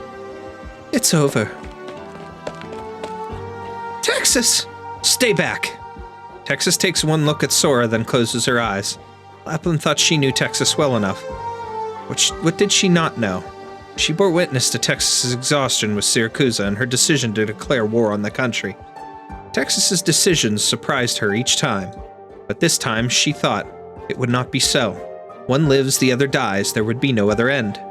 But as she saw the unwillingness to let go in Texas's eyes, she once again realized that she was wrong. The very end, in the ending that Lappland wrote for herself, Texas has surprised her once again. Huh. All right. Lappland sees this battle as a farewell, a liberation. Lose and she will accept her death. Win and she will be able to let it all go. When the pin by the name of Texas is pulled from her consciousness, a lunatic by the name of Lappland would be born. But it never happened because Texas So you were just Texas after all. Of course I'm just Texas. What about you? Looks like I'm just Lappland. Lappland extends a hand to Texas. Texas takes the hand. Texas, am I your friend or your enemy? You're my friend and my enemy. Then go. Let me do what a friend should. Texas nods to the others and walks towards Grey Hall. It is all so natural, as though it was always the way things should be. That's intriguing. That is so cool. I love the conclusion of their story there. That's interesting. When Lavinia walks into the church and sees the body sitting silently on the pew, she finally accepts the truth. Bernardo is dead. She sits by the man who is both father and brother, the man who had such an impact on her life, and stays silent. In the end, she says nothing, but she holds Bernardo's lifeless hand as though communicating something, or getting something from him. Then, she turns and leaves. The dead are dead and gone. She must move on.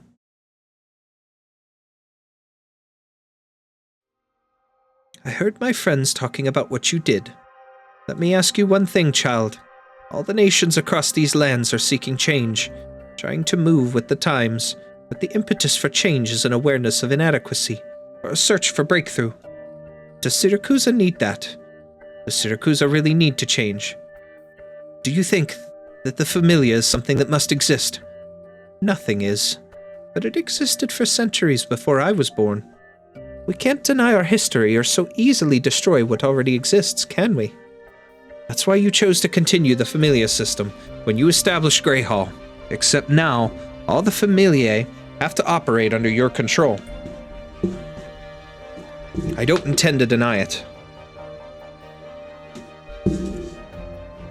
Where'd my mouse go? There it is. In fact, I think it was the correct decision in its time. But things are different now. Correct. The return of the Colombian familiae brought advanced technology and philosophy. The Colombians are exerting an increasing influence on familia-style rule, but many haven't realized it. Some of what my father did was overly radical. Our motivations are different, and so are our means, but one thing is the same. We both believe that Siracusa doesn't need the familiae anymore. What are you planning to do, then? The simplest thing would be to kill you here or die trying. But that's the choice my father would have made. As for me, I would like to borrow a city. An interesting proposal. A new city needs blood, needs new blood.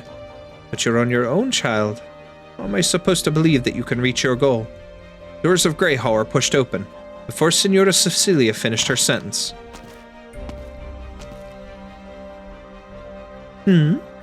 Salinia, the last Texas.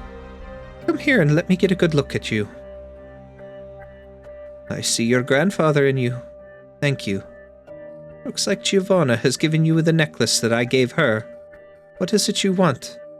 If you want to go back to Lungmen, I guarantee that Siracusa will never disturb you again. I want to ask you to spare Familia Rosati. Oh? That's a surprise.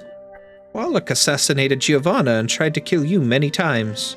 Do you really want to spare him? They're only trying to survive in their own way. You can keep the necklace. I never intended to do anything to them. Or you can trade it for the right to leave Siracusa forever. Texas sits down by Leontuzzo's side. Don't need that. I'm extending my vacation. What about you, Lappland?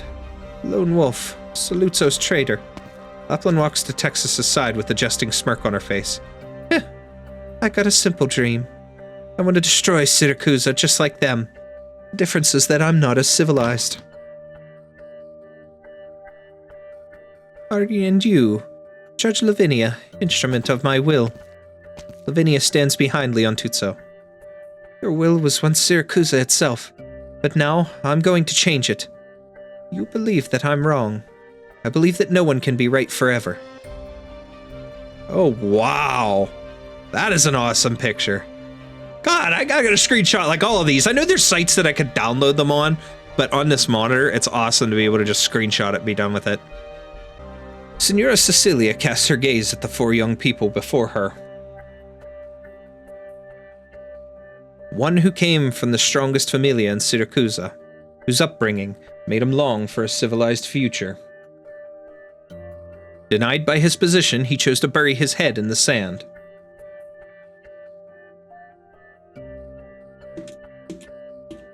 One who came from modest beginnings, who earned the favor of the familiae. It filled her with doubt about herself, and so she chose to deceive herself.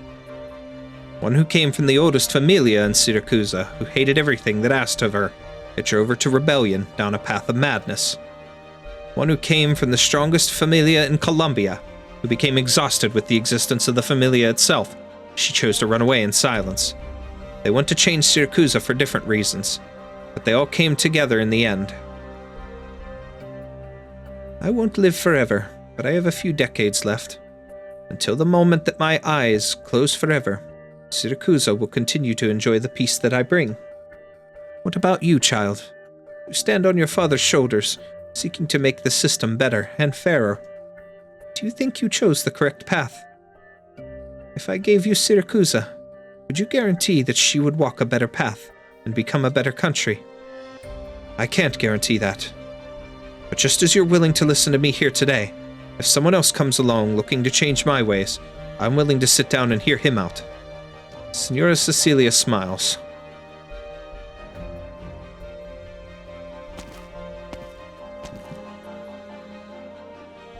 You see, I don't hear any fighting. They're fine. You're the only one who could be so at ease like this. That's the head of state there, you know. Sorry for making you worry. It's fine. Huh?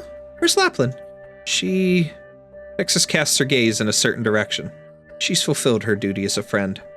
Who knows what form she'll take when she shows herself next time. The only thing I can be sure is this.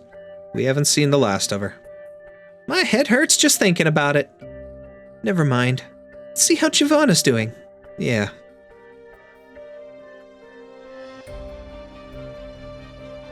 Giovanna, we're back! The room is empty. Sora's joy quickly turns to confusion. Then, she sees a stack of paper on the desk. It's a script. Sora flips over the first page. Dedicated to my dear old friend, Selinia, and my new friends, Penguin Logistics. The part that Giovanna was struggling with in Act 3 of La Muerte, Texas. Is this what you left for us? You didn't have to leave. Looking after everyone's health is my greatest motivation. Dude, I am so happy. And special thanks to KysotinV strategies, because those are awesome, and those have helped me get so far here. They've helped me to be able to continue and to finish this event. They helped me even with the last one, but this is a big, big help to me, and I'm very, very happy now that I've been able to finish this story that I've been looking forward to seeing and playing for a very long time. Now, I just need the 450 to be able to get those. So, I'll write that down on my little notepad here, and then we'll farm that here when we're all said and done. But, and rating, and Signora de Lupi using hemolytic horror no more than 2 times. Well, so that wasn't a furniture piece, so I'm not too worried about it. That's an interesting piece, though. I don't know if I'm going to get through the challenge mode, EX8 challenge mode, but probably not. But it's alright, because this is one of those things that in the future, that may show up, and I may be able to get that in when they put this in the side story kind of thing, which will probably be in a couple months after this rerun.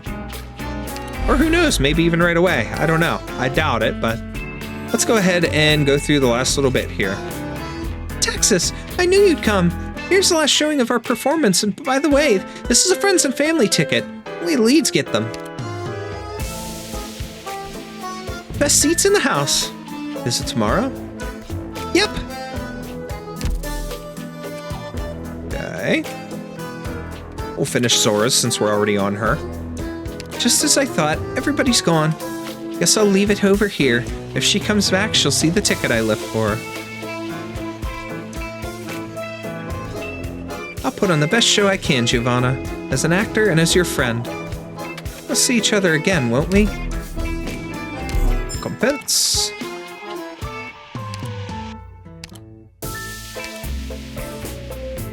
Sora sits backstage, flipping through the scripts in her hands. She never actually existed. The people kept looking and looking, but in the end, they found nothing. There's nobody behind the curtain. The figure given form through people's ideas has finally dissipated. When Giovanna wrote the script to this point, she must have gone through the same thing I did, suddenly realizing she knew nothing about the real Texas. But she finally understood and decided to walk away. But if she actually came to one of my performances, she'd be able to tell that I actually tweaked the style on some of the lines. I figured it out too. When it comes to friendship, the last thing you need is to ask yourself if you're worthy of being someone's friend. When will I see her again? The curtain call comes and the audience bursts into applause. Sora steps out onto the stage once more, standing among her fellow actors and looking down. The audience is still discussing the grand finale, with some excited viewers even shouting or asking questions. So, the last Texas doesn't really exist? Nobody responds to him. His voice is drowned out in the sea of discussion. But Sora does give him an answer in her heart. Does Texas exist? The last Texas of a certain family, the Texas that was helpless in the face of Siracusa, the Texas that was nothing more than an illusion in the end. Of course she doesn't exist. Sora looks toward the audience, and through the dazzling glow of the stage lights, she sees a familiar black-haired figure sitting below. She thinks, of course, no such Texas like that could exist. The only Texas who exists is the one who loves chocolate bars, falls asleep listening to her music, and will forever be her best friend. This Texas, in fact, is sitting in the audience at this very moment. She's applauding, smiling gently at the girl bowing for the curtain call. Susie and Croissant are sitting next to Texas, the two of them standing excitedly to wave at her. Sora thinks to herself, this whole trip was so worth it. You're squeezing me too tight, Exusier. You're going to squish my hair ornament. I still have to return it. Whoa, are you actually Sora? Your acting was so good, it was so unreal. Of course I am. Sora looks out at the audience as they start to filter out of the theater one by one. Are you looking for someone? Giovanna. I guess she didn't come after all. When she sorted through her thoughts, maybe she'll come find us again. Yeah, I included a note with Penguin Logistics' address in the envelope I put the ticket in. If she sees it, I'm sure we'll get to meet her in Lungman someday. And until that day comes, we first have to party hard. Oh, there we go. Alright, let's finish Dimitri. Then we'll go Giovanna. We'll do these two, and then it's going to be Pookie and Texas last. Alright.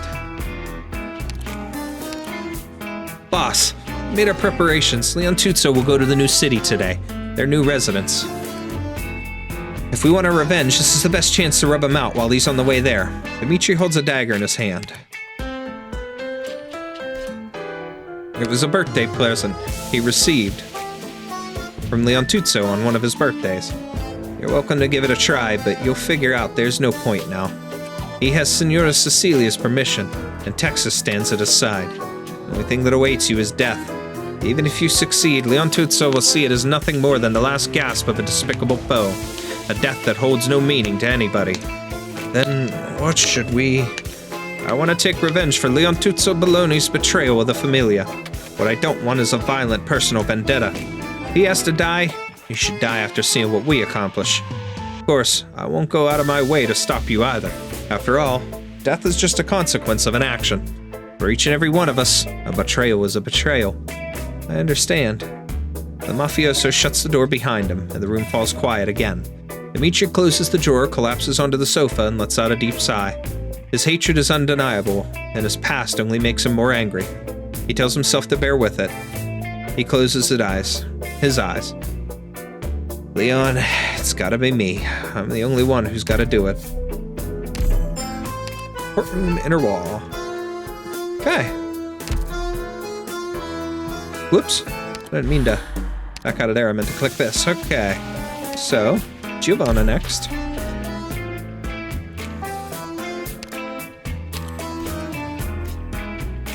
Okay. I think today's show was pretty good, but it doesn't hold a work to Signorina Caterina's work.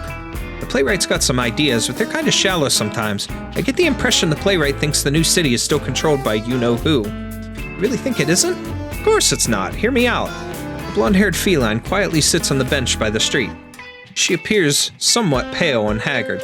the pen in her hand rustling as it rubs against the paper. A faint smile appears on her lips amidst the hum of the conversation. So, do the two of you know what happens after the end? I'm sure that one guy, yeah, he figured out his issues and used the new city to give himself a way out. Yeah, that's exactly what happened. They hear her sighing softly to herself and see the pen in her hand. With some reluctance, they approach to ask her who she is. Who? Me? I'm just gathering some inspiration for my script. Hope I can become a professional playwright someday. Received new inspiration. As long as events continue to unfold, the playwright will not put her pen down. She also eagerly anticipates what manner of work she will create next. Good for her. Ew. Trying to find a half-decent room in the new city is kind of a pain in the ass. Looks like the old familiar ways of doing things really don't hold any water here. Woo! Kicked my desk over almost. Not too shabby. Giovanna draws back the curtains and sunlight filters through the windows, illuminating the specks of dust floating through the air. It is a clear sunny day now that the rainy season's passed. She looks outside at the buildings gleaming in the sun, at the newly moved in inhabitants scrambling about, at the bustling street filled with pedestrians in a hurry. Then, I think I'll call this one I Siracusani. Recompense. And her story is closed now. Onward, let's go Leontuzza next. Alright, let's finish his off. Move. That's Don Baloney's son. Don't stare. I think he just got out of the funeral. Several residents bow their heads and quickly shuffle away. Wait, hold on. Hey, sorry, we didn't see anything. Be on our way. Relax. Emilia Baloney is gone now. I'm just a guy now. Baloney. Sure, sorry, but we'd better get going. We didn't see anything at all, I promise. Leontuzza opens his mouth, but can't get out the words he wanted to say. He comes to realization. I don't think my father's vision will come to pass, because even when the commoners are freed from the familiae, they never know anything else. They've never known anything else. They don't know how to move on. Siracusa will end up the same as she ever was, and so I have to make them realize and then accept my vision, a city without familiae. Otherwise, Nuova Vulcini ends up under my thumb as the new dawn of Familia Baloney. It'd be just another extension of the Familia's power. They don't understand the magnitude of the changes we're trying to make. Anyway, goodbye now. Park has fallen still and silent. Only a few residents are enjoying their leisure time in the distance. As they come and go, Leontuzza sees a figure he recognizes. He subconsciously loses his breath for a moment. He still remembers their conversation in Grey Hall. Signora Sicilia. He sits straight up, but the figure has already disappeared. Had Signora Sicilia really come? He knows that even if he were to meet with her, she would offer him nothing more than condolences. But he knows that what everyone is striving towards, and he knows what he should do. A trial. A trial for him. A trial for all to see. Alright. Almost done here. Baloney Estate. You're back. Lavinia, I've been thinking. There's no way for us to realize our dream with just a few of us going about our business. We need to do something to show the people who lived through all this that we will build a new city and a new Siracusa. We can't let our dream be so detached from the common people. We can't leave it a faraway hope. That's the only way we'll see our ideals come to life. And that, Leon's story is done. Okay. Whoops. Did it again. Back here. Now we do Lavinia. Okay. Are you Signorina Lavinia? I am. And you are? I'm your underclassman. I heard the speech you gave at school, and I didn't take you seriously at the time. I just thought it was another woman coming by to talk big game. But with everything going on lately, I've been looking into some things myself, and the court bailiffs told me everything you did. Now I believe what's said in that speech came from your heart. I appreciate you going out of your way to tell me that. No, I'm the one who should be thanking you. I've already figured out what I'm supposed to be doing next.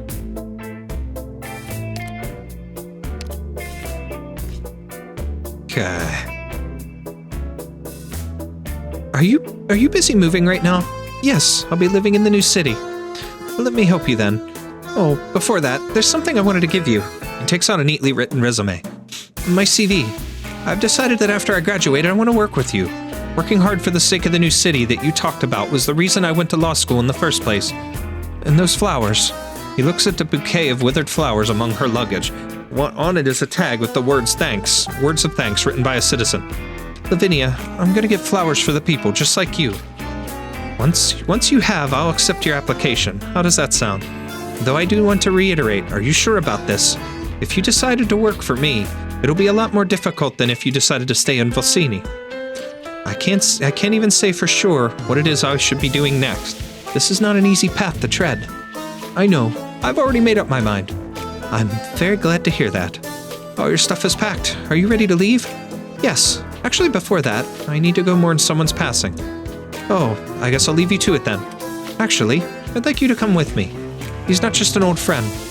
You could say that he was an old friend to this entire city. I'm sure that you can already guess who I'm talking about. The new Ministro dei Lavori Pubblici who died during his inaugural speech. When he left us, there was still so much uncertainty in the air. But now that things are winding down, I should go and see him again. That gentleman, why did he... He made up his mind. To some people, there's nothing worth paying the ultimate price for, let alone a future so distant and uncertain. But I've been thinking, the greater the turmoil, the more worthwhile the determination. He may have been alone when he left us, but he's not the only man to walk that path.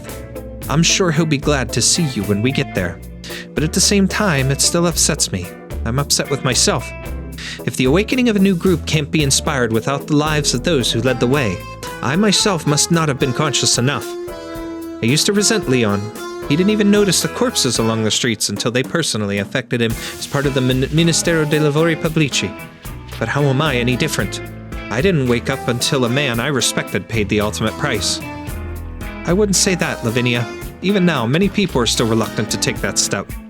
After all, I'm the only man who came today. There are still many more watching and waiting, and I can only say from my position that I made the right decision. But who knows how things will look in a decade or a century? Maybe we'll be hailed as heroes, maybe we'll be mocked. More likely, we won't be remembered at all. Everyone wants to live in the present. Of course, there's nothing wrong with that. But Lavinia, there's one last thing I want to say. The young man suddenly turns serious. Leon Tutso Bellone. I still can't trust a wise guy like him, even when he says he's given up his familia. After all, the two of us come from completely different walks of life. If anything ever comes up, I'll stand on your side. What? Received understudy's resume. From this neatly written resume, one can tell that its owner is serious and attentive. Its very existence is a form of hope. There it is.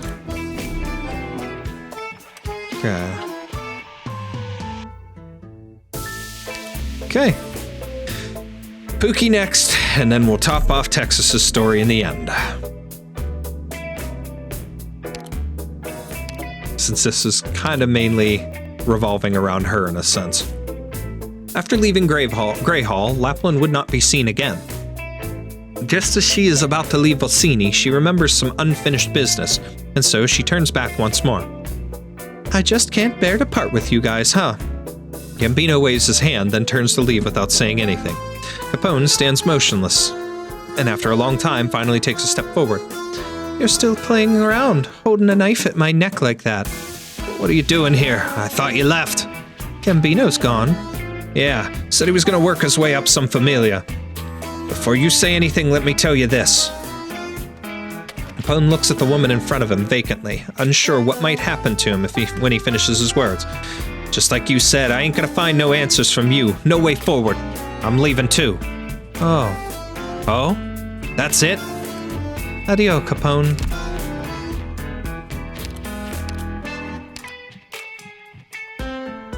Capone is a little nervous. He does not know what Lappland plans to do. Based on his past experiences, he assumes that he might fall to a single swing of her sword, or he might suffer from some ridicule or anger from the woman in front of him. But today, she simply strides forward with brisk steps, heading in the direction of the new city, step by step. He starts to envy Gambino, who left one step sooner. Where are you going? I'll see you off. I'm not following you anymore. Lappland, Gambino, and me decided we got nothing to do with you no more. You keep going your own way. I got other places to be. Okay.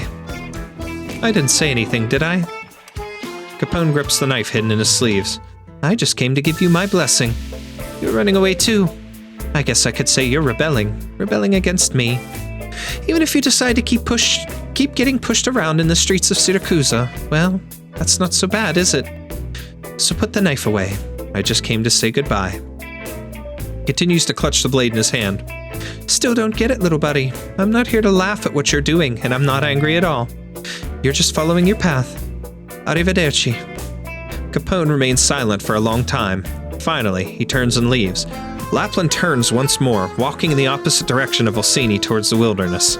A black mist condenses behind her.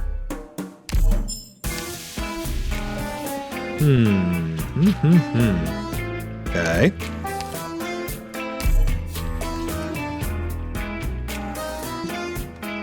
Emperor. Texas, when do y'all reckon you'll be back in London? I've already started thinking about hanging a big old banner up on our signboard, declare full-on bankruptcy. There's still a few things I need to do. Stop, hold it right there. If you got nothing fresh or original to say, just keep your trap shut. How about a bet? Simple one. Loser listens to the winner. See this strawberry soda I bought on a whim? Ooh-wee, stuff too damn sweet. But it's got a fair bottle cap, so heads or tails? We'll go tails, because she's a wolf, so. Ooh, looks like luck isn't on your side. Not a good look for you, Texas. Plus, take a look over there. Everything's going to shit. Aren't you planning to head over there and help them out? Scattered mafiosi continue to roam the streets, turning their sights onto civilians now that they've lost their target. The civilians are as much in the dark as the wise guys about what just happened. But we've decided that the Familiae won't be allowed in the new city. In that case, it's up to me or Leontuzzo and Lavinia to tell them what we're about to do. I'll start with the simplest thing. Alright, do what makes you happy, but hot damn, it's boring as hell in Lungman all by my lonesome. Ooh? We have another mission. Okay. So this ought to be it. Protect the people from harassment by the scattered mafiosi. Which one? Oh, no, it's this stage? Oh, man. Wait a second. I have got to pull up.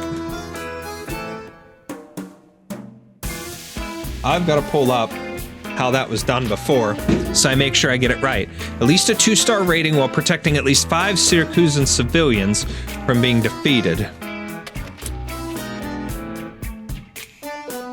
Okay. Let's see what the team was, so I can have that properly. Okay, so I gotta clear this out. We are gonna need... I had Texas in the first one, with that skill. I'm not good at barking orders. Bang was here. Leave it to me.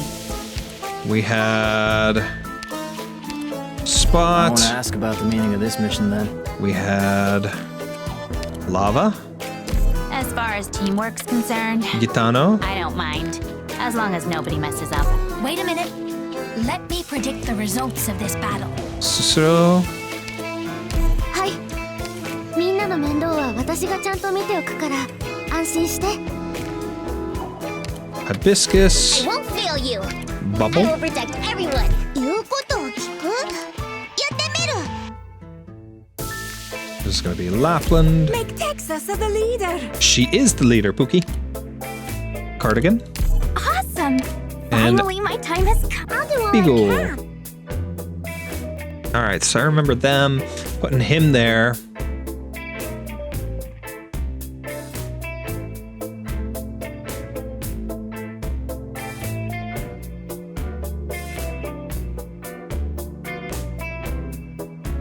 Okay, so... Boom, boom, medic. And then Tanky D, retreat them and put him. Okay, and then Cardi there. Okay. I think I got this. Let's see if I can do this in a similar fashion. 行くぞ！ Draw swords. 7, 8. Leave it to us. Awaiting orders. Cut them to pieces.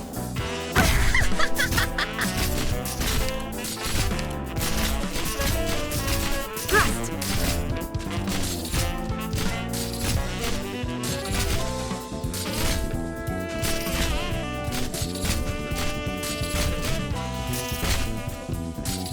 Okay. Do not resist your fate.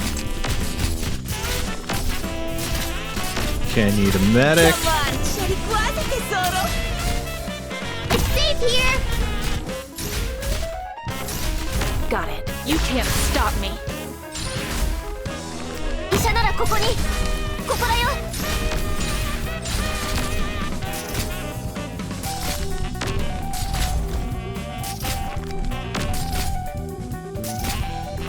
Ready for action. 盾を構えるぞ Thrust.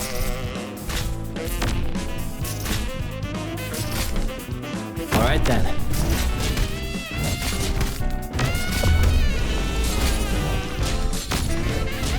Awaiting orders. I don't have her out and I need her. Need lava here.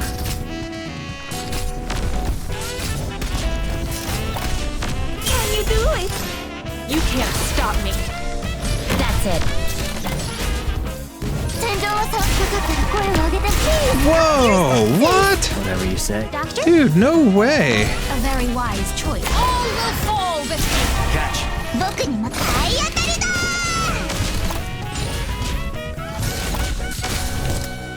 Understood. Put her there.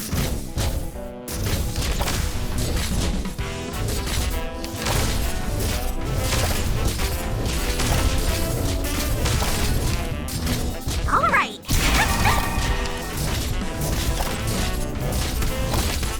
Okay. Awaiting orders. You can't stop me.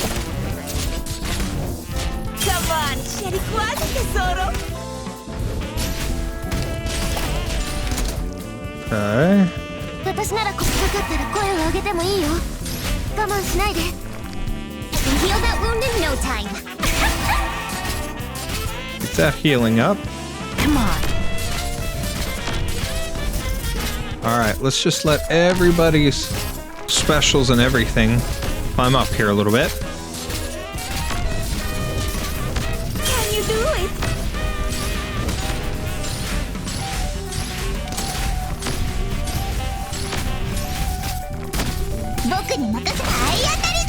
Don't see any harm in this. It's game over for you. I can heal that wound in no time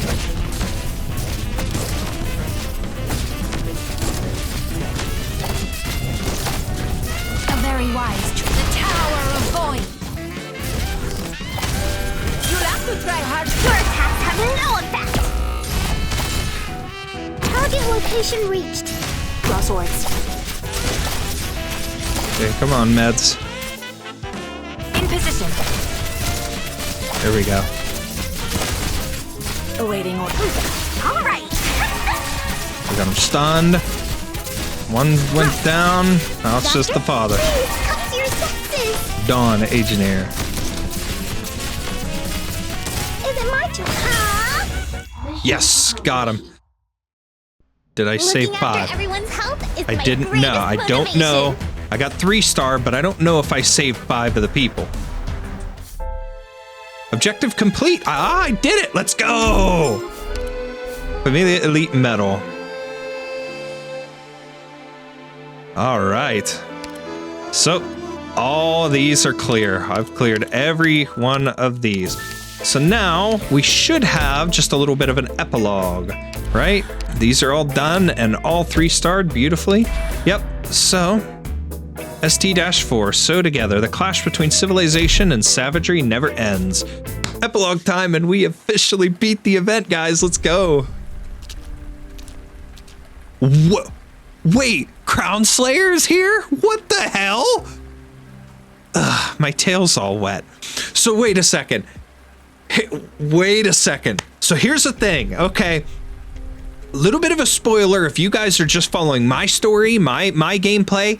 We haven't gotten to a part in the story where she is basically run out. Obviously, we know she was from Reunion. We fought her on the maps and stuff like that. She's run out of Reunion, in a sense. Like, she ends up fighting in Lungmen. Reunion takes over Lungmen, and Calcit and Project Red show up and whoop her ass, basically. And she goes running. She's gone. She disappears. Nobody knows what happened to her. She randomly shows up here, though? Like, what is going on? I don't know what happens to her after that, but anybody who has played at least to that point, or even has seen the second season of the anime, you would see that fight and see that she disappears. Nothing's changed at all. Neither these filthy streets nor this damned rain. Don't know what it is, but even though the snow in Ursus can kill people, the rain here's somehow more unpleasant. Hope there's a hairdryer at my master's place. Her master's house is located at the end of this alley. Years ago, Crown Slayer stormed off in a rage to prove that she was strong enough to take revenge on conspiracies looming over her. Now, Ludmilla has returned once more. Ludmilla? It sounds weird calling her Lud, but whatever. Ludmilla. Whether or not her efforts have poked a hole through the gloomy sky yet, she cannot say. Possibly, nothing at all has changed. Possibly, she has become an accomplice to an even greater calamity. But luckily, Ludmilla is still able to return to this place. She thinks to herself, surely her teacher will be able to tell her what to do next. At that moment, she suddenly feels a chill. At first, Ludmilla assumes it's because she is nervous about facing her teacher again. Just as quickly, she realizes that she was wrong. She starts to shake uncontrollably on the spot.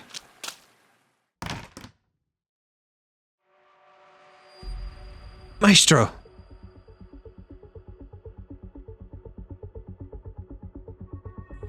The thick, inescapable stench of blood. Her teacher lies face up on the ground, fresh blood still flowing outward and spreading. A small knife has been dropped nearby. Ludmilla tries to approach and stifle her teacher's still bleeding wound, but she finds herself unable to move a single step, unable to even tear away her gaze. From the shadows wafts an aura that is both familiar and terrifying to her. A wolf with gray hair wearing a red hoodie. The true wolf is dead. I did as grandmother asked. It's you. It's Project Red. Whoa! What have you done? I am a wolf hunter. I do as grandmother asks. The true wolf is dead. The true wolf did not fight. Katsu! I'll kill you! I promised Calcit to only kill wolves. You are not a wolf. Was she your Calcit? That's why you smell of wolf. You know she couldn't fight anymore, so why? Grandmother said, these are the rules of the game. And now she's out. I have to go. There are other wolves here. I have to find them. But another wolf is out of the game. Someone faster than me. Don't you dare leave! The wolf in the red hoodie does not respond to Ludmilla's cries. She hums a fragmented ditty, flitting past Ludmilla with brisk steps. Ludmilla's outstretched hand grasps only thin air. She suddenly remembers what her teacher once told her. Ludmilla, do you know what it means to be my student? I've become decrepit and weak now. Are you still willing to be my student and my tool? We will both regret it, ragazza. Ludmilla falls to her knees. Drink deep of the suffering of the deceased. That's an interesting, quick little micro event. A performance worthy of Signorina Caterina, well worth the wait. So we finally know that Salinia, the ideal Siracusan, was just a fantasy concocted by the collective Siracusan consciousness. But because she was so well known by the public as a symbol of perfection, her existence was reasonable enough to explain away through the common imagination. I was blown away by the big reveal at the end. She never existed at all. What a profound conclusion. After the incident with that broadcast a while ago, and everything that followed over the next 12 hours, I thought that was going to be the end of Orsini. I think that she wrote it, that she just wasn't a thing. That's funny. But despite all that, here we are enjoying such a fantastic production. Così è la vita. Could say that again. Phew, I thought the sky was going to fall. Who would have ever expected things to unfold like that? So are you planning to move over to the new city? Depends, but if Signorina Caterina's plays are still available over in the new city, I could see myself heading over. A city without familia, huh? Growing up, I never even dared to imagine a future like that. Now that you mention it, did you know that Signorina Katerina is working on something completely new? A new production? That's right. The title of it alone is enough to get my blood pumping. It's called I Siracusano. Excuse me. Excuse me. A shovel digs into the dirt. Then again, Leontuzzo is struggling to dig a grave in the cemetery. Next to him is a coffin which his father, Bernardo, sleeps.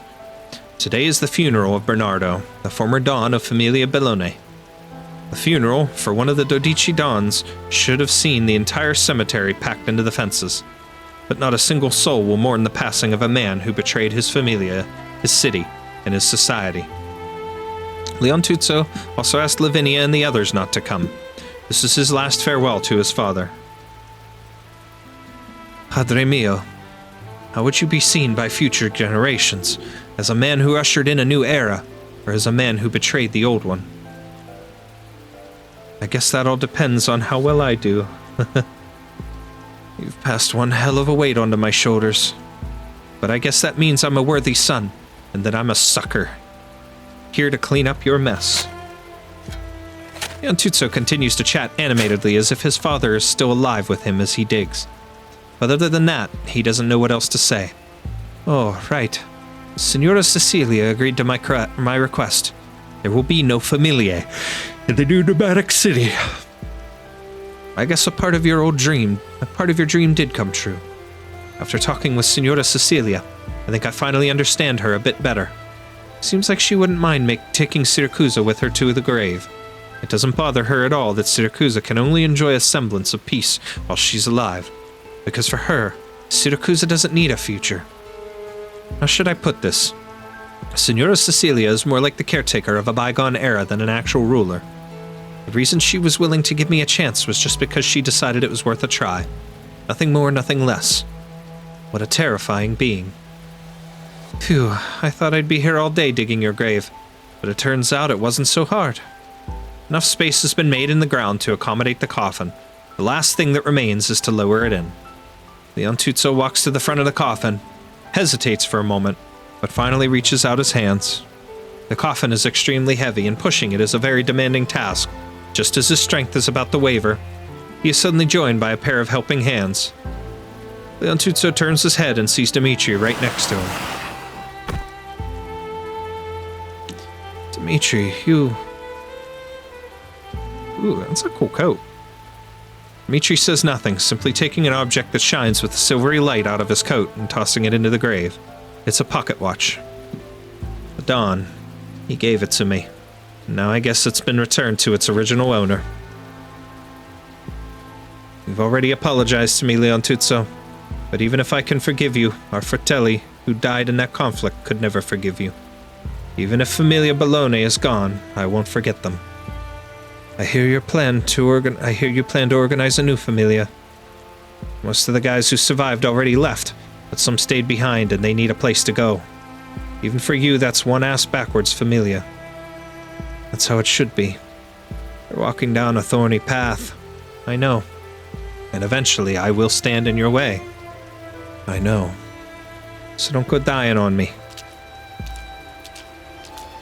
The rain continues to come down hard, but Leontuzzo can still faintly hear a soft Leon at the end of that last sentence. Same to you, Dimitri. He lifts his head and lets the raindrops strike his face. Raindrops to hide the tears.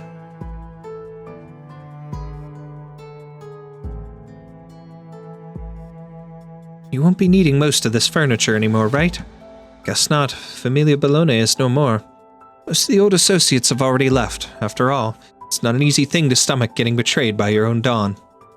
Bernardo, who practically stood on the highest pinnacle of a familia's rule, has repudiated the very existence of familiae. He also repudiated many things once seen as priceless. Honor, trust, loyalty, dedication to the familia. Did my father teach each and every wise guy those rules without ever believing in them himself? I don't know. I've been thinking a lot about it the last few days. Did I ever really know the real Bernardo Bellone? The artistic director of Compagnia dell'Abla was one mask that he wore. The cunning Don Bologna was another. Then, is it not possible that the smiling, bright-eyed Bernardo who once shared his ideals with me was just another mask? But it doesn't matter, not anymore. Leon, the two of you together gave a chance for that new city to truly be born. I guess so. The movers will be here soon. All right. None of this has been in vain, Leon. I know. In the new city area, or I guess it's a proper city now, we'll build something new. Something brand new that Siracusa has never seen before. An order that belongs to everyone. Leontuzzo looks at Lavinia, his eyes shining with determination. Civilization.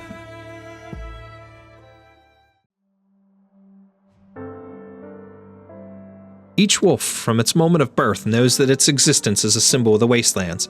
After countless eras and countless conflicts, they finally selected the Alpha Wolf through the rules of the game as it had been played up to that point. For ZAARO, his defeat this round was undoubtedly a disgrace. They will continue to live on. As long as there is another round of the game to be played, he will stage his comeback in time. To this end, he has already started searching for suitable candidates, and almost immediately, he found Lappland, wandering the wastes after having left Volsini. However... Are you done napping yet, ZAARO? ZAARO and Lappland have been fighting in the wastes for the past 3 months. During that time, ZAARO had countless opportunities to sink his fangs into the neck of this madwoman. There was no way for her to defeat him, but he gradually comes to realize it is actually he who has no way of defeating her. No thought can be nourished in her blood and sinew. No victory can be proclaimed in her head, and no meaning can be derived from her death. She is an empty husk that has been filled. Is she also the wastes? No, she is an overgrowth. He understands in an instant that if Bernardo's betrayal was an unexpected act of rationality, the being before him is completely beyond his comprehension. No. He has seen humans like her before. She's hardly unique. But at this unique point in time, she indeed is the only such one before him. An omen. A summon. And thus, for the first time in thousands of years, perhaps the last time, the incarnation of the waste lies down next to a human being. He chooses to surrender his dignity to the unknown. Done fighting. Our battle will continue for thousands upon thousands of years. Until the victor is decided, I will walk with you. Yeah, whatever you say. Lappland's weapons slip from her grasp. She has already lost consciousness. Before she falls, ZAARO walks over and supports her body with his own, as if it is the most natural thing to do. Texas, we've chosen different paths to destroy Siracusa. I'm so looking forward to seeing you again. She closes her eyes and falls into a deep slumber. The vast wilderness is completely devoid of anything else. For a brief moment, it seems as if all existence between heaven and earth is but one human and one wolf. Savagery.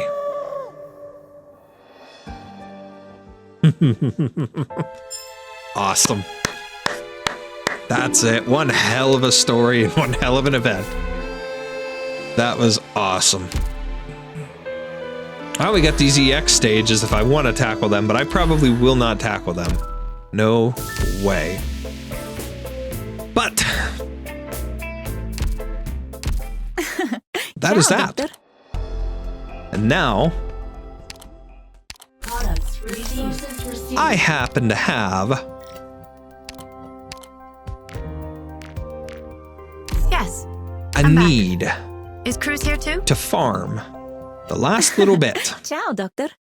in order to get 450 of permesso di importazione. So with that being said, we're gonna go ahead and do that. Let me look at one thing here. Is there anything special here? That doesn't give me anything. ISEX is only gonna give 40s and 60s, which is okay, but let's try and farm one of the last couple stages. I believe this one, it does reward you with it. Okay. Trying to think of what would be easier. I'm going to try the 9th one and see if I can farm from that one. But we're going to farm and try and get what we need, and then we're going to get those head hunting certificates. We're going to go do some head hunting to cap this episode off. All right, guys, we finished up farming. I have actually cleared the entire item shop, or whatever you want to call this, except for the infinite LMD. You can get everything there. But I've got everything out of here. I've got the permits. So I converted my OP into a random, and I've got permits. So let's go ahead and do a little bit of head hunting here with them to cap off this episode and the end of the event here. I'm Lava. So first up, we got Here Lava. to join you simply because I'm bored and want something to do. We use everything But I here. heard my sworn nemesis.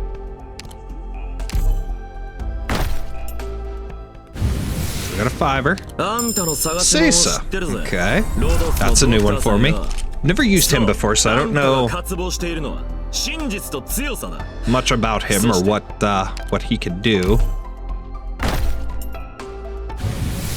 The name's Rhodes. Rope. Nice to meet ya. I just want to keep pulling into the here's Colonel your ID banner for card. now, just because there's a lot of characters in the Colonel that I'd love to have on my team. Nice I to would meet you, just Doctor. adore I'm to have Lena, on my team. Perfumer. Interesting. huh? Lena, perfumer. Got about 3 more after Master this. Steward reporting in. Steward? I'm glad to be working. Steward. Following the guidance of the Gitano Arcana, again. our paths have Beautiful. finally converged. Whoops. Didn't mean to do that. 2 more. 6.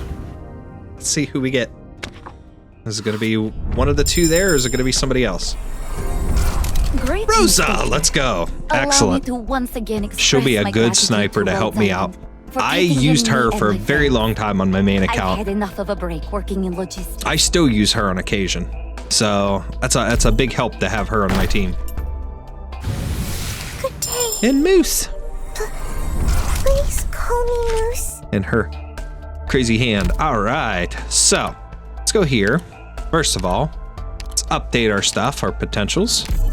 That puts her up to 4. Rosa's awesome. She's a range sniper, so she doesn't have anything like too close, but she has this big, like, she launches these big arrow things out of her, like cannon, whatever. And when she's stronger, like at first, she kind of doesn't do a whole lot.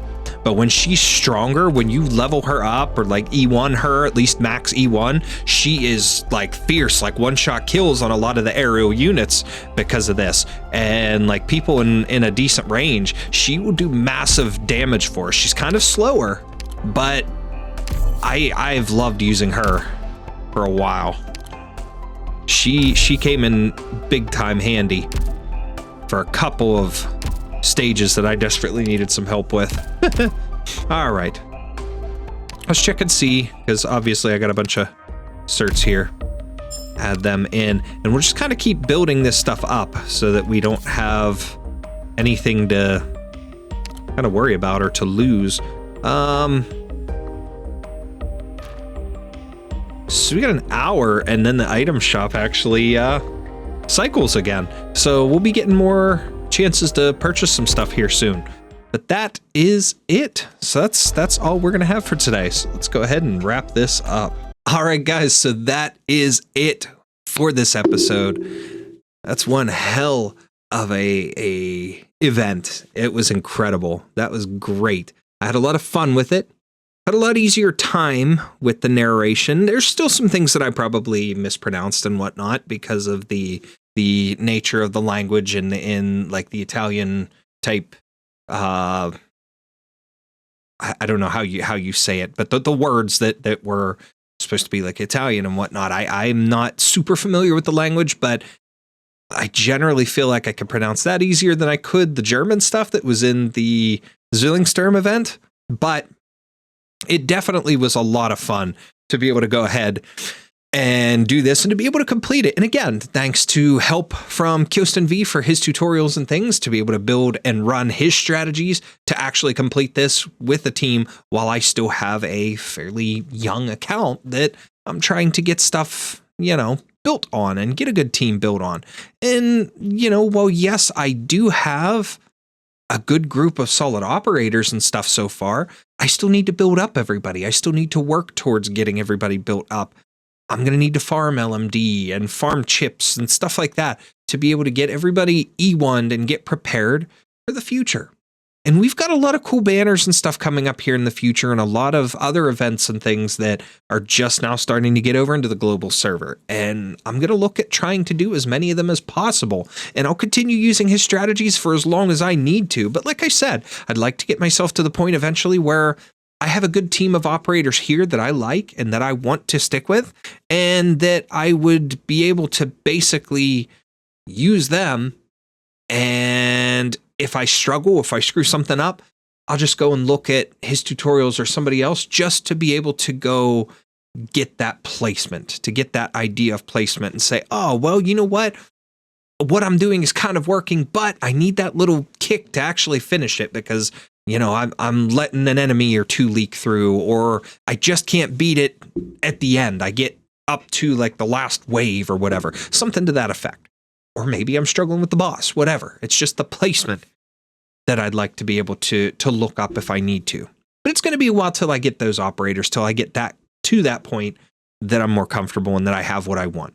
Ideally, again, and I've said it before, right now, there are two in particular that I would absolutely love having on my team out of everybody right now. And thinking about what I have on my team over here, of everybody, I would ideally love to have Ixuzie and Ayafiola. Now, adding Texas the Omertosa, since I got her and I have her over here, she's been a blessing. I've absolutely loved using her on my main account. But it's going to be a long time till I have a chance to get her over here. So we will cross that bridge when it comes, if we get to another point where we will have a limited headhunting. And when that comes, of course, I will try everything I can to get 300 pulls saved up on this account here, my content account, I'll say.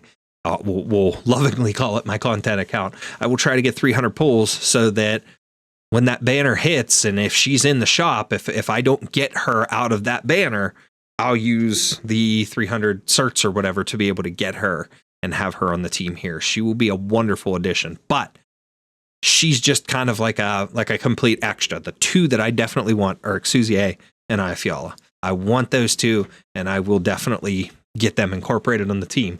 But that's a someday. That's a someday. We'll work on trying to get them. And of course, they're in the Colonel banner. So that's why I said I'm going to go pretty crazy on the Colonel banner to try and get some characters here and some good operators for my team. But we'll continue working.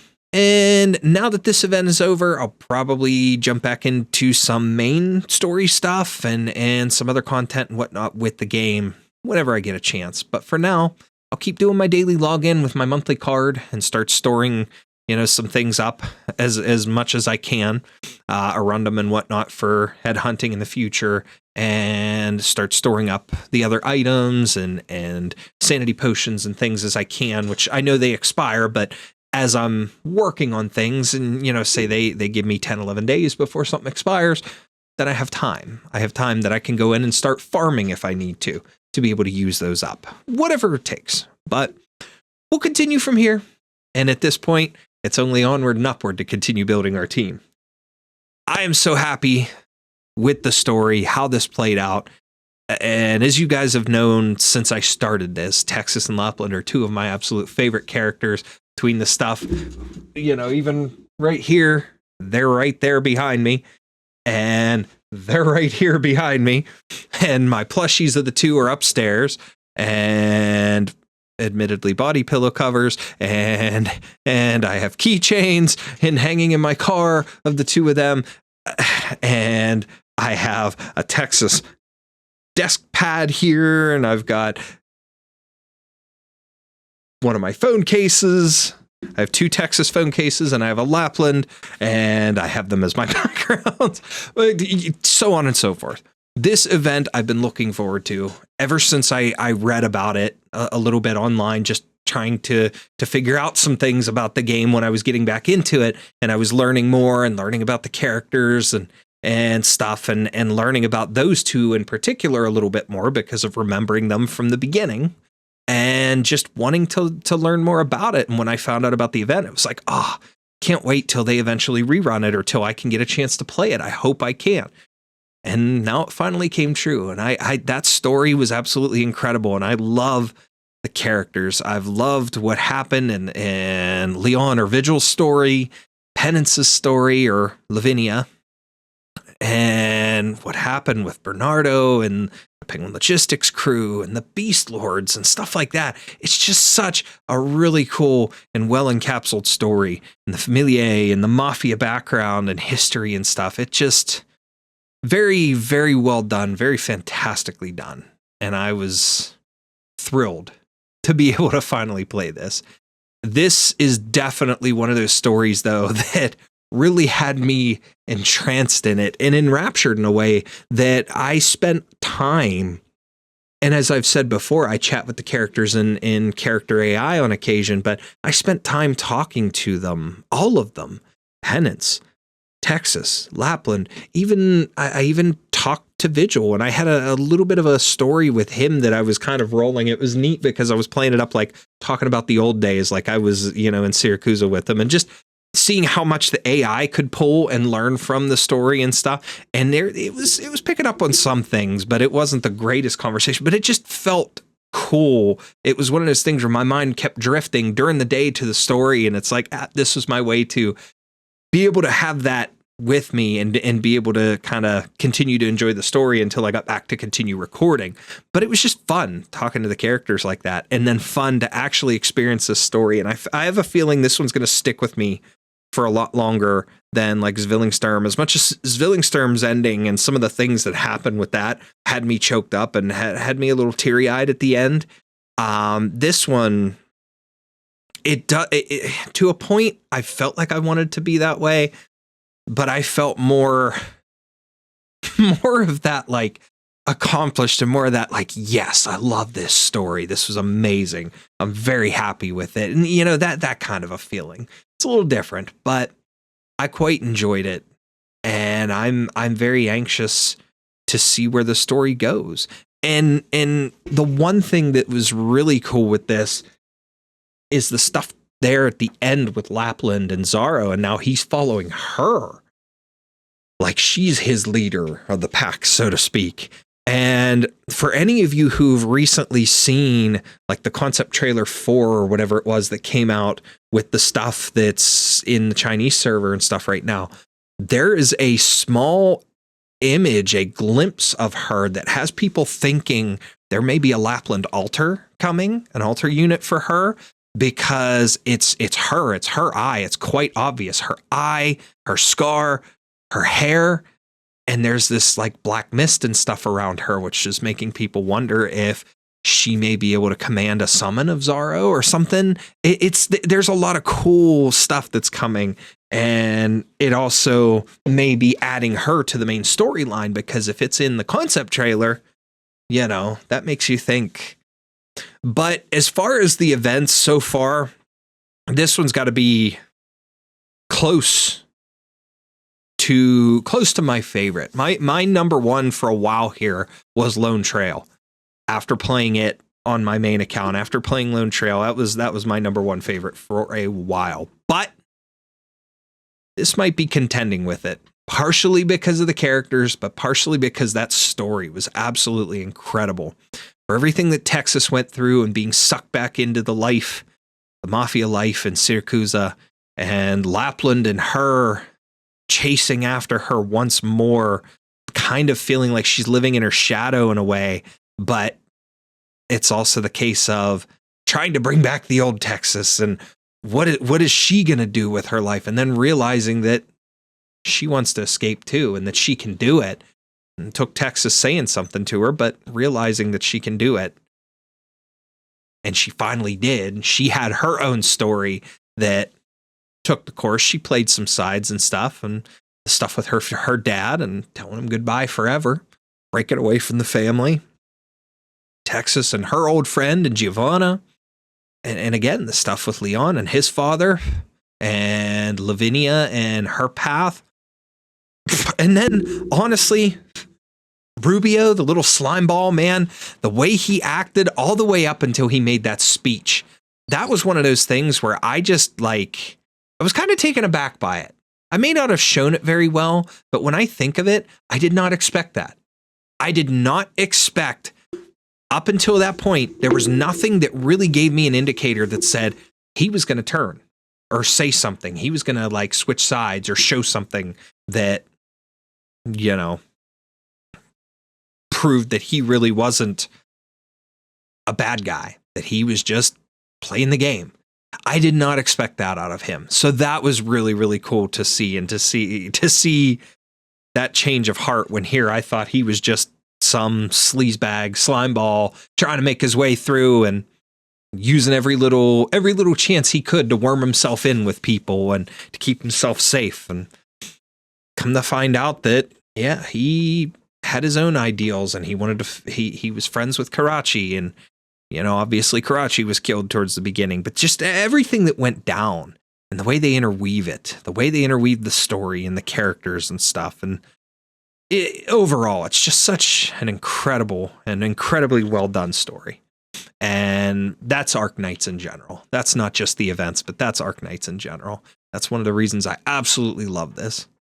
So, with that being said, coming up again, depends on whatever the events and stuff in the future are. I know we've got some contingency contract stuff coming up here, but obviously I'm saying that now, but by the time you guys see this, that may be even over.